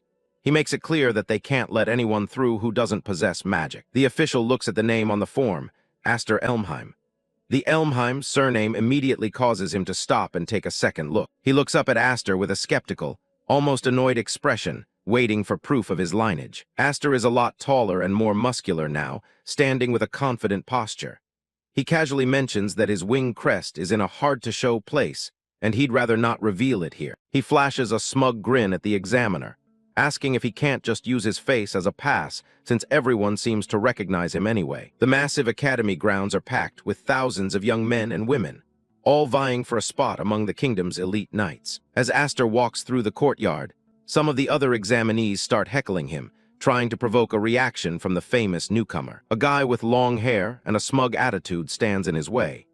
This is Vigor Smates, and he's clearly decided that Aster is his target for today. Vigor looks him up and down, mocking his country noble house. He asks if Aster didn't come to the wrong place, suggesting the elite academy is out of his league. He gestures toward the academy's grand entrance, bragging about how this place is only for the absolute elite among knights. Aster just tells him there's no problem then, which only makes Vigor more irritated. The bully was clearly expecting him to be intimidated. Vigor starts yelling at the surrounding crowd about how they've all gone through strict and grueling work to get here. He thinks Aster is just dreaming of a glorious path he hasn't earned. He points a mocking finger at the small sword on Aster's hip, calling it child-sized. He tells him that this isn't a place for a fledgling swordsman who can't even carry a real weapon. Vigor continues his rant, telling Aster to pack up and go home if he's just here to sightsee. He's putting on a real performance for the other students. The other applicants just watch from a distance. They've seen Vigor bully the new guys every year, and they know he never gets tired of trying to assert his dominance. A few of the more observant students recognize the name. They whisper among themselves, wondering if he's really the Elmheim from the rumors they've heard so much about. Aster stays calm, barely reacting to the insults as he prepares for the start of the exam.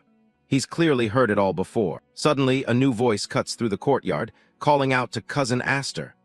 A young man with orange hair approaches with a very different energy. Aster turns around, his eyes sharpening as he recognizes the newcomer.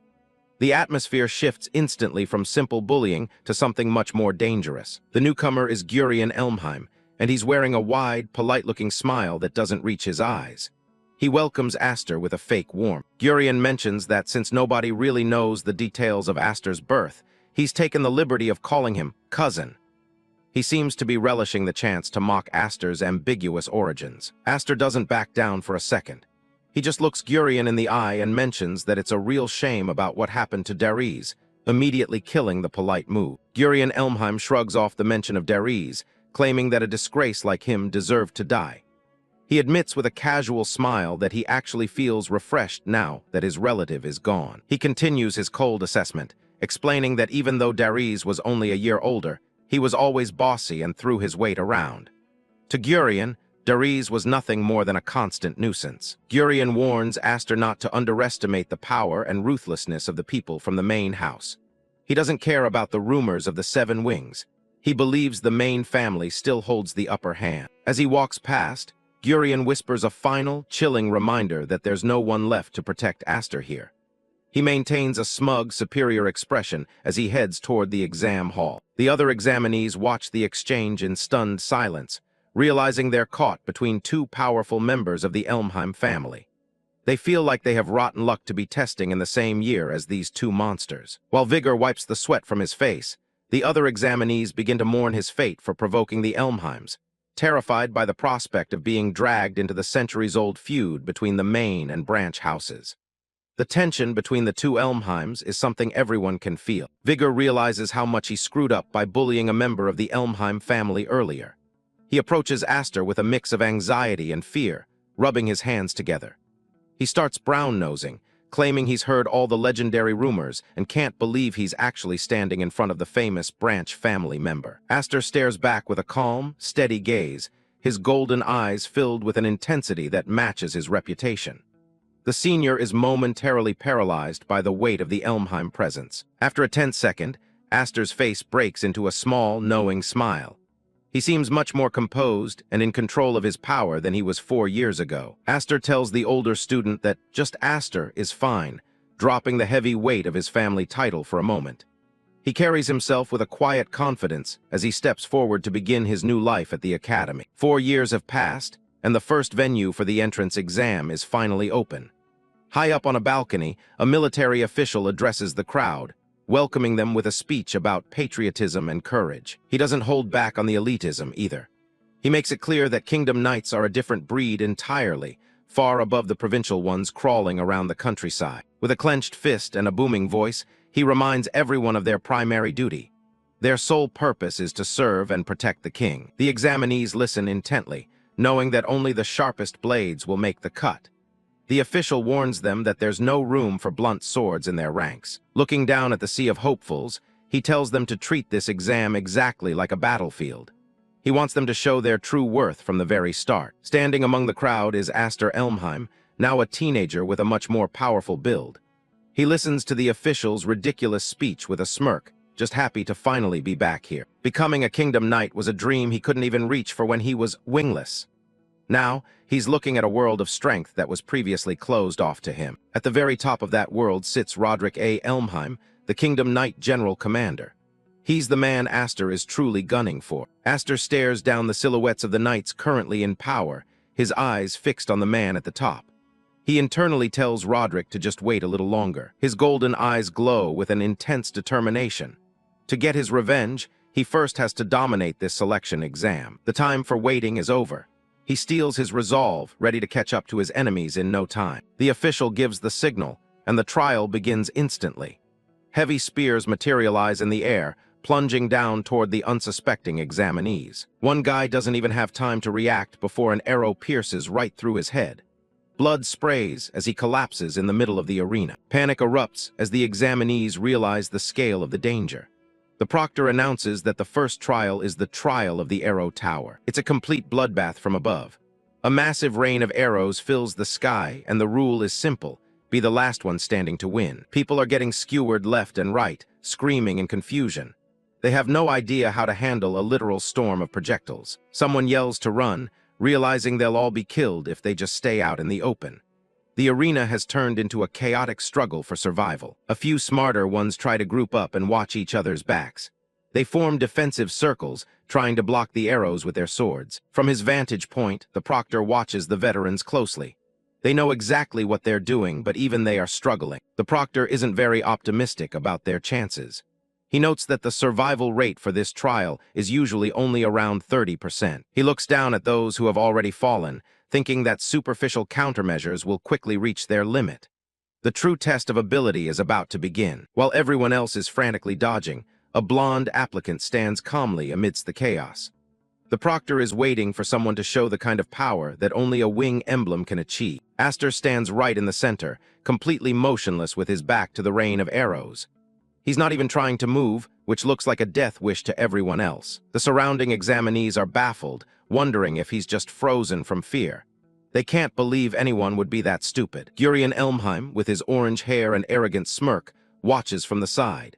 He's practically rooting for Aster to turn into a hedgehog and die right there. Just as the arrows are about to hit him, Aster's hand goes to his hilt.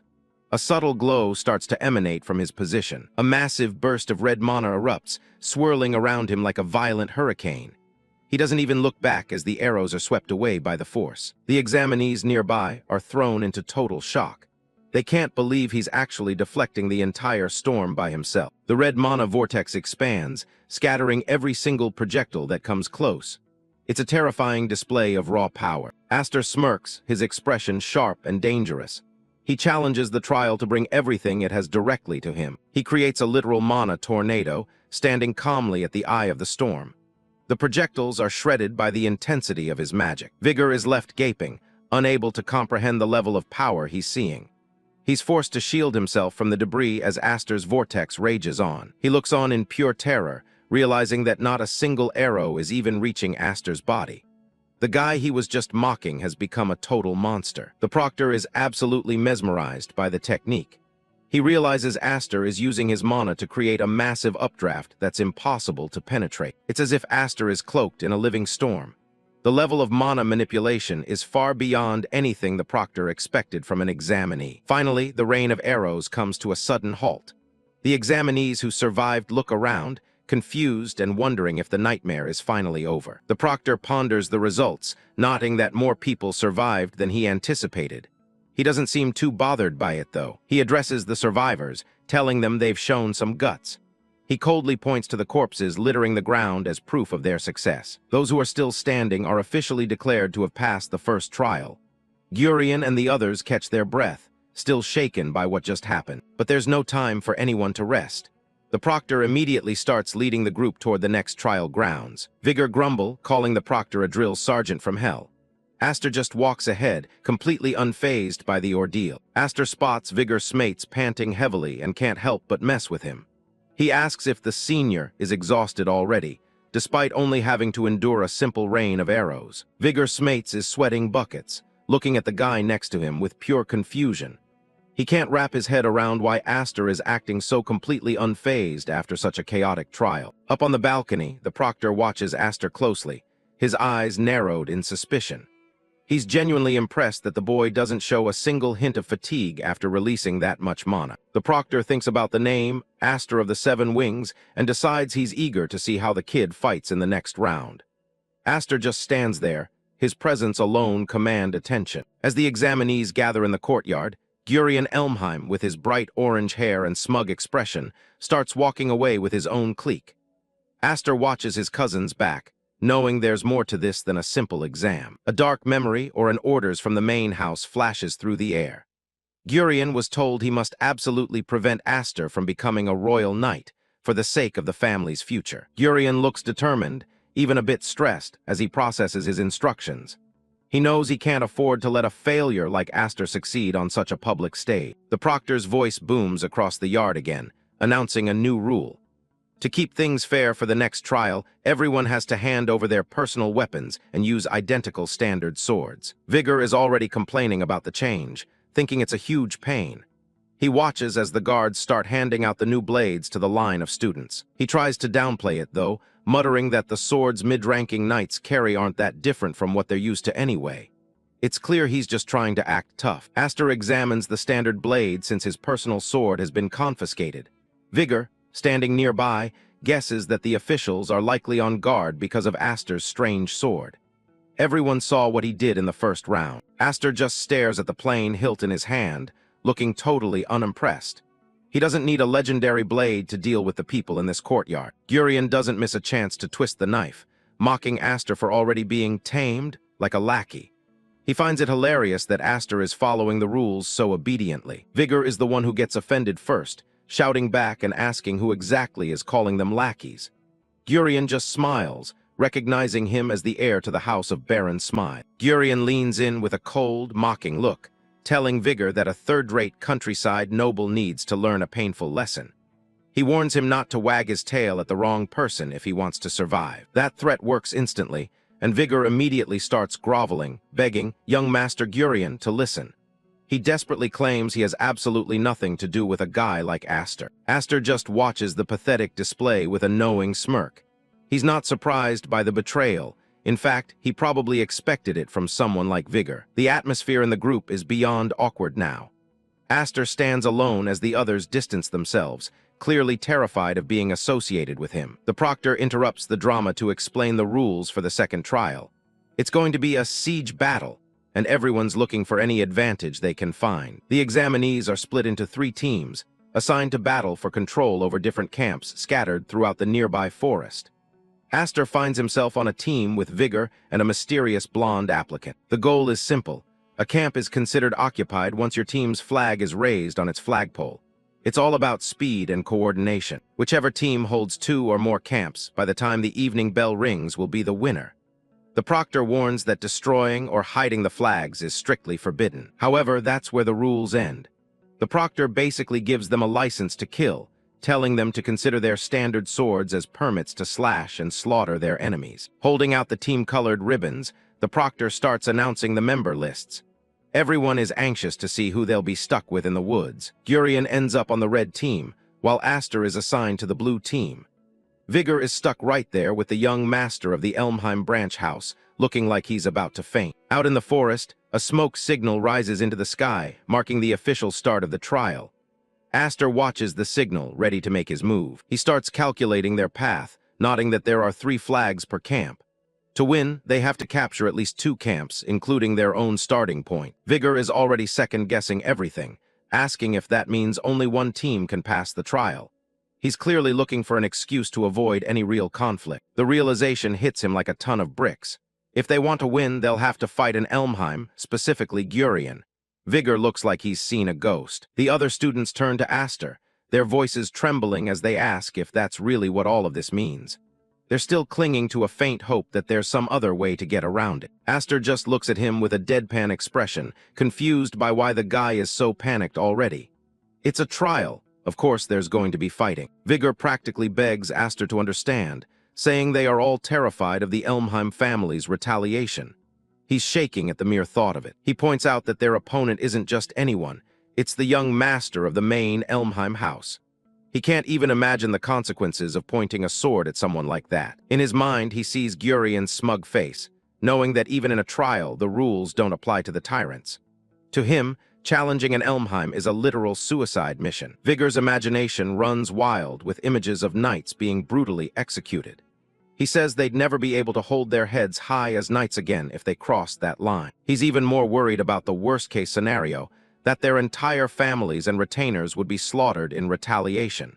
To these students, the Elmheim name is a death sentence. Aster asks if that means they're just giving up on the trial right now. Vigor doesn't even hesitate, saying there's always next time and it's better than dying. Vigor walks away with the rest of the group, leaving Aster behind. He mutters that a guy like Aster probably wouldn't understand the feelings of weaklings like them. Left alone, Aster starts running through the forest, holding the blue team flag. He reflects on how ironic it is to end up isolated in what's supposed to be a team battle. He looks at the imaginary map, remembering the terrifying aura of Roderick Elmheim. To most knights, the Elmheim family represents a reign of terror that absolutely cannot be defied. The image of Vigor walking away flashes through his mind again. The guy was convinced that Aster couldn't possibly understand the fear of being small and powerless. Aster just smiles to himself as he picks up speed. He realizes that from an outsider's point of view, he's ultimately just another part of that same terrifying family. He reaches a fort, but everything is strangely quiet. He's surprised that he hasn't run into any combat yet, despite the smoke signal going off quite a while ago. Aster cautiously enters the fort, his golden eyes scanning the silent walls for any signs of an ambush.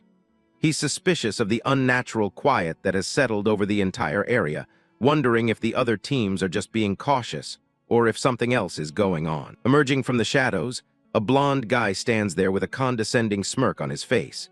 He mocks Aster for actually showing up all alone, looking completely unimpressed by the protagonist's arrival. Holding the team flag in his hand, this guy declares that everything has played out exactly as he predicted up to this point. Aster freezes, his gaze fixed on this mysterious henchman. Aster's expression hardens as he repeats the word "he" under his breath, trying to figure out who is pulling the strings. He realizes that even within this exam, he has been surrounded by enemies from the very start. The blond guy idly plays with the yellow ribbon on his arm, looking completely bored with the trial's objectives. He remarks that he's had plenty of free time since the trial started, implying that his mission isn't about the exam at all, but only about stopping Aster. With a sudden motion, he declares himself Aster's opponent, tossing his yellow team flag aside like a worthless piece of trash. He's abandoned the duty of guarding the camp to fulfill his secret orders. Aster looks up at the flagpole, where a red flag is already waving triumphantly in the wind. The sight confirms his worst fears. His teammates have abandoned him, while the remaining opponents do everything to hold him back. All of them in this exam are actively working together to ensure the red team's victory. Tyrant D-stroke letter 1ED3NG, D-stroke letter 1ED9, IPH letter 1E3N, B letter 1ED9, IRUT THAN KI letter 1EBF, MTRU CHU letter 1EA9, N Ra, Doyum letter 1EAFT N Hio, L letter 1EA1, IS letter 1EB5N, Sang T letter 1EA5N Kong. Aster Bang Hong TR letter 1B0 letter 1EDB, Sequim Mo C letter 1EE7, S letter 1EF1 L letter 1EB, a D letter 1ED1 I NAI, C letter 1ED1 J letter 1EF and GTH letter 1EA5 UH I letter 1EC3 UI cute and Gia stroke letter 1EB1 and G, SOUS letter 1EF1 PH letter 1E3N B letter 1ED9, I Co PH letter 1ED1, IH letter 1E3P NAI. From a distance, the heavy thud of marching footsteps echoes through the trees as a massive group of examinees from both the red and yellow teams approaches. All of them are heading straight for the blue team's camp, a clear sign that Gurion has successfully intimidated almost every participant into joining a single faction. At the head of the mob, Gurion Elmheim wears a triumphant grin, his eyes reflecting a cruel satisfaction as he looks down at Aster. He tells his cousin that he's about to witness the true Elmheim way of fighting, total domination through overwhelming force and political pressure. The Kingdom Knight selection exam moves into its second stage, a high-stakes offensive and defensive battle. Sparks fly as candidates clash for a chance at glory. 20 participants are split into 3 teams. To win, a team must occupy at least 2 bases by the end of the exam. The ultimate goal is simple but brutal. You must plant your team's flag in the enemy's base to secure victory. Aster, clashing with his opponent, pushes back as he demands answers. He wants to know why someone from another team is interfering. His opponent is Christopher Nolan, a top-tier candidate who was supposed to be leading the yellow team. So why did Nolan take down his own team's flag and start protecting the red flag? The betrayal is crystal clear as he stands his ground to face off against Aster. Nolan reveals the truth with a cold smile. He's formed an alliance with the main Elmheim house. As the legitimate son of House Nolan, Christopher is a five-winged genius known for his exceptional court swordsmanship. From atop the wall, an examiner watches the duel with a calculating gaze. He knows all too well that these two were the only ones who passed the first round without breaking a sweat. Both Aster and Nolan are rough diamonds meant to be knights. It's almost a shame they're clashing like this now. The examiner realizes that only one of these exceptional talents can move forward, leaving the other behind. The shockwave from their blades forced Aster back, making him question the logic behind this strange alliance. Aster points out that even with an alliance, only one team can ultimately win the exam. Nolan just looks at him, unfazed. Nolan admits he's chosen to let the main house take the victory. He reveals that even now, his allies are heading to Aster's base. A vision of his teammates being threatened flashes through Aster's mind. He realizes Gurion has leveraged fear to turn everyone against him. Aster breaks out in a cold sweat. He knows Gurion is behind the intimidation, forcing the other students into submission. Nolan looks down on him, remarking that no one is foolish enough to stand in the way of a moving carriage if they don't want to get crushed. To Nolan, this hierarchy is the natural order of noble birth. He sees Aster's resistance as a futile struggle against destiny. The duel resumes with a heavy clash of steel. Aster grinds his teeth, refusing to back down from the overwhelming pressure. Something is wrong. Aster notices a crack forming on his blade. In a brief flash, Aster remembers the examiner handing him the sword. He begins to suspect that he was intentionally given a defective product. Nolan maintains his focus, declaring this to be strictly a one-on-one duel. He confesses that he never liked that Elmheim bunch to begin with. Mana flares around Nolan's blade as he prepares for a decisive strike. Aster watches intently, sensing the weapon's instability. The blade shatters. Under the strain of the mana and Nolan's strike, Aster's sword explodes into useless fragments. Without stopping for even a single beat, Aster immediately snatches the shattered fragment of the blade. He flings that blade fragment straight at Nolan to prevent him from closing the distance. Nolan flinches and lets out a huff, pulling back his sword to parry Aster's throw. Aster doesn't stick around to finish the fight. He turns and sprints away, leaving a confused Nolan behind. Aster shouts back that their duel will have to wait. He has someone much more important to deal with right now. Nolan scoffs, dismissing Aster as a disgrace to knights everywhere for running away in the middle of a battle. His eyes fall on the broken tip of his sword lying in the dirt. Something about the break doesn't seem natural. Picking up the shard, Nolan examines it closely. Even for a standard-issue weapon, the quality is embarrassingly poor. The truth hits him like a physical blow. The Elmheims played dirty to ensure that Aster couldn't outperform their own heirs. Aster sprints toward his base, calling out for vigorous mates.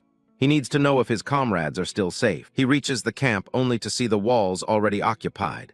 The enemy is already here, and they're waiting for him. Gurion sits perched on the wall like a vulture. He mocks Aster, unimpressed that Nolan couldn't even stall him for longer. Gurion brags about securing their third base, claiming the entire exam is now under his total domination. Aster's voice is thick with rage as he glares up at his arrogant cousin. He's had enough of these games. Looking around at the captured banners and empty camp, Aster demands to know what happened to the rest of his team. Gurion's expression turns cold. He doesn't even bother to answer, letting the silence fill the air as his trap closes in. A cold blade is suddenly pressed against Aster's back. He's been surrounded before he could even draw his own weapon. It's Vigor Smates. Looking conflicted but cornered, he tells Aster he warned him he wouldn't go along with his reckless plans from the start. Vigor Smates declares he won't follow anyone who defies the Elmheim family. He's sweating, clearly intimidated by the main house's power as he levels his sword at Aster. From atop the stone wall, the laughter of Gurion Elmheim rings out. He mocks the gathered students, nodding with a smug grin that they didn't even show a hint of resistance before switching sides. Smates and the other students surround Aster with their weapons drawn. Aster stands in the center of the circle, asking calmly if they really think they can win just by outnumbering him. Gurion waves off Aster's confidence with a dismissive gesture. He tells his cousin that the fight is already over and the result has been set since the beginning. He points to the red flags already planted firmly along the battlements of the captured base. The conditions for victory in this battle have already been met by his alliance. Looking down from his high perch, Gurion mocks Aster's late arrival. He tells him that even if he desperately runs around trying to plant flags now, it won't change the outcome. A blue flag lies shredded and discarded on the ground, a silent testament to the fallen defense. Gurion points out that Aster simply doesn't have the manpower left to hold his ground. Gurion explains his strategy with a simple diagram, looking down at his cousin's head. He only has to wait for Aster to head to another base, then his men will simply replace the flags behind him. Gurion holds up 2 fingers, radiating arrogance as he explains that they only need to keep 2 bases to win. He feels completely in control of the exam's final moments. Aster crouches low, his eyes narrowing as he prepares to move.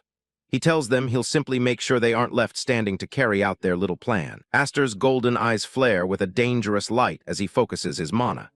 He's finished talking and is ready to cut through anyone standing in his way. The students surrounding him can feel the sudden, heavy shift in the air. Smates and the others grit their teeth, their faces pale as they sense the danger radiating from Aster. Gurion laughs off the threat from the wall, calling it a desperate bluff. He doesn't believe for a second that an unarmed student can follow through on such a boast. Leaning over the edge, Gurion points out that Aster's sword was useless from the start. He mocks him, saying that without a weapon, a 7-winged genius is no better than being wingless. The circle of students closes in on Aster, blades leveled at his throat from all sides. Gurion dares him to try and take on everyone gathered here by himself. Aster looks down at the broken hilt in his hand, a small, dark smile playing on his lips. He admits that Gurion actually managed to impress him with how he set this up. He holds up the shattered remnant of his weapon, almost as if he's admiring Gurion's handiwork. The irony of being called wingless while holding a broken blade isn't lost on him. The students watch in confusion as Aster seems to accept his situation. Smates looks on from the side, his brow furrowed as he waits for Aster's next move. Aster acknowledges that Gurion thought through this ambush much better than he had anticipated. He stands casually despite the circle of steel surrounding him. Gurion's eyes glow with a malicious light as he watches from above. He's convinced he has already secured his total victory over his cousin. The broken hilt falls from Aster's hand, clattering against the dry earth and sending up a small cloud of dust. He's completely unarmed now, at least in the traditional sense. A close-up of Aster's glowing yellow eyes shows a predatory focus. He isn't worried about being weaponless. He's just gathering his internal energy. With his hands empty and open, Aster repeats how impressed he is by Gurion's planning. His calm demeanor is starting to unnerve the surrounding attackers. Gurion just smiles wider, his ego blinded by the apparent advantage he holds over his unarmed opponent. He's already celebrating his win in his mind. The discarded hilt bounces on the ground as the tension finally snaps. The air itself seems to vibrate with the pressure of Aster's building mana. Aster moves like a blur, ducking low under a sword swing from one of the students. His speed is far beyond what any of them were prepared for. A powerful kick connects, sending one of the attackers flying backward into the dust. Aster isn't holding back his physical strength as he breaks the encirclement. Aster weaves through the crowd of students, dodging strikes with minimal, precise movement. He's moving with a clarity that makes the group's numbers irrelevant. He snatches Vigor's sword as it falls. Every movement is calculated to dismantle the encirclement one person at a time. Blazing streaks of red mana erupt as Aster sweeps his blade. He tears through the group of nobles with such brutal and efficient force that they don't even see it coming. Gurion looks down from the wall, his smug expression replaced by sheer confusion. He can't understand how one person is overwhelming 20 other trained candidates. Aster points his blade directly at Gurion. The tide of the battle has completely shifted in his favor. With a cold and unwavering gaze, he tells Gurion that his decision to overextend his forces was a fatal mistake. Gurion finally realizes the monster he's actually dealing with, his face contorting in panic. He tries to bark orders, but his voice fails as Aster focuses on him. Red mana swirls around Aster's feet as he prepares for a massive leap toward the wall.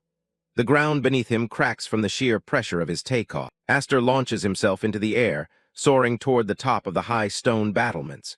He's closing the distance to Gurion in a single, impossible bound. Gurion stares in disbelief as Aster reaches the height of the wall.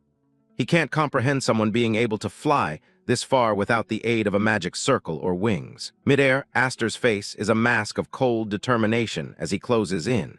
He tells Gurion that he was simply too slow on the draw to protect himself. Aster reaches the wall and strikes, his movement so incredibly fast that the moment Gurion draws his weapon, it is instantly shattered. The sound of the impact echoes throughout the entire base. For a brief moment, Aster's mind flashes back to his infancy, to the feeling of flying for the very first time as a baby. It's a memory of pure mana control. He reflects on how it felt to be truly wingless in his past life, and how that struggle shaped his current power. He feels a sense of omnipotence in this state. Aster grabs Gurion and drags him off the wall, sending them both falling toward the ground below.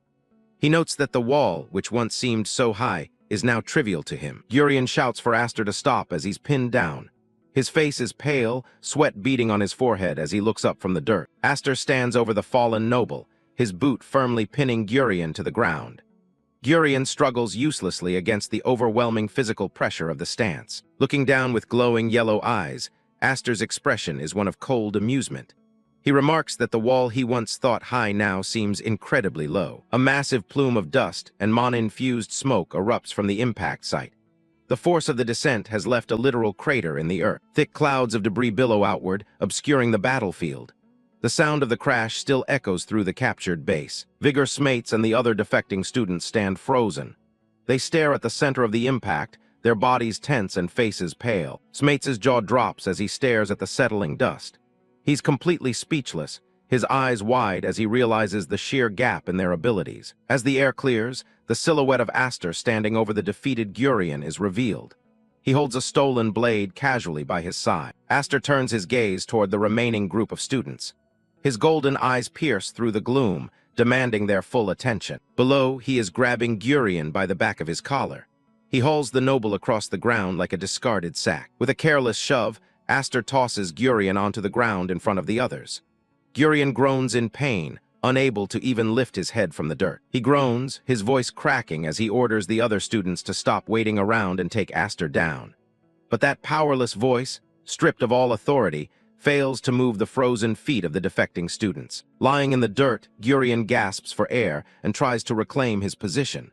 He frantically orders the other students to hurry up and kill Aster. The students look on from the shadows of the gateway, torn between their instincts and their orders. Gurion's voice cracks as he reminds them that this is an official order from House Elmheim. Smates looks around frantically, his hand gripping the hilt of his sword. He curses under his breath, caught in a situation he never anticipated. Aster stares directly at them, questioning if they are truly that afraid of the Main family's retaliation. He seems genuinely curious about their lack of resolve. Smates shouts back that of course they are. He explains that his family is merely a third-rate noble house that could be erased in an instant. A flashback shows the Smates family kneeling in a grand hall, surrounded by luxury they don't truly own. Smates notes that if Elmheim wills it, they will be crushed like insects. The image of the submissive nobles continues as Smates explains their plight. They have no choice but to act submissively to avoid offending the powers that be. Smates' face is contorted with frustration as he yells at Aster. He claims that for a blessed genius like Aster, their daily struggle for survival is incomprehensible. Aster listens in silence, his expression unreadable. He doesn't move, keeping his eyes fixed on the shouting boy. A small, knowing smile touches Aster's lips as he considers Smates' words. He isn't mocking the boy's pain, but the irony of the situation. Smates recoils slightly, demanding to know what Aster finds so funny. His voice is trembling with a mix of fear and indignation. Aster recalls his sister telling him something very similar. An image of a woman with reddish hair appears, her expression stern as she lectures him. Turning back to the present, Aster admits that it is an undeniable fact that he is currently blessed with power. He accepts his position without any false humility. He lowers the stolen sword until the tip rests just inches from Gurion's throat. Gurion winces, his face covered in grime and cold sweat. Aster declares that if the current, arrogant Elmheim family is the problem, he has a simple solution. If they can't do anything about the corruption, then he will be the one to change it. His eyes burn with an intense, golden fire as he makes his final declaration. He vows to crush the current establishment of the Elmheim family. The students are stunned into a deafening silence. The magnitude of Aster's words, committing open treason, is almost too much for them to process. Even Gurion looks up in wide-eyed disbelief, wondering if Aster has lost his mind. The word crush hangs heavily in the air. Smates trembles, asking if Aster even understands the consequences of what he's saying. To declare war on the main house is a death sentence. Close up on Aster's face as he confirms it with absolute certainty. He tells them that this is indeed a formal declaration of war. In a dark, metaphorical vision, people fall into a bottomless pit alongside shattered weapons. Aster warns them that fawning over the current family leads only to betrayal and a miserable end. He looks at the group and tells them that if they want to avoid that fate, they have no choice but to fight. Standing with the captured base behind him, Aster holds the sword ready. He believes the 7 wings on his back were given to him specifically for this purpose. He presents a choice to the gathered students, his voice echoing through the courtyard. He asks them which Elmheim they will follow, the noble on the ground or him. Gurion screams from the dirt, telling the others not to listen to Aster's insane talk. He insists that such a rebellion would never be allowed. He turns his threats toward the students, his eyes wide and bloodshot. He warns them that betraying him now will have dire consequences for their families. Gurion continues his desperate rant, claiming he remembers every single one of their faces. He promises they will suffer if they don't obey him immediately. Smate stares down at the ground, his face pale and covered in cold sweat. He is paralyzed by the impossible choice before him. He opens his mouth and lets out a primal roar of frustration. The sound is raw and filled with the pressure of a lifetime of submission. Smate stands alone in the middle of the field, his sword stabbed into the dirt before him. He curses his situation one last time as he makes his final decision. Vigor Smate sprints desperately toward the team's blue flag, his boots kicking up dust from the dry ground. He screams out a question, desperate to know if Aster will truly follow through and take down Gurion for the sake of the minor families. Looking over his shoulder at the other students, Smate's voice carries a heavy warning. He tells Aster that giving them false hope for change would be an unforgivable betrayal that he would truly resent. Aster's gaze remains fixed and steady, his golden eyes reflecting a cold resolve. He gives a simple, verbal vow to uphold his end of the bargain and fulfill his promise. Smate stands still for a moment, sweat slicking his brow as the weight of his decision sinks in. He looks like a man who has just stepped off a ledge, waiting for the impact of his choice. Smates thrusts his arm into the air, a blue cloth clutched tightly in his fist.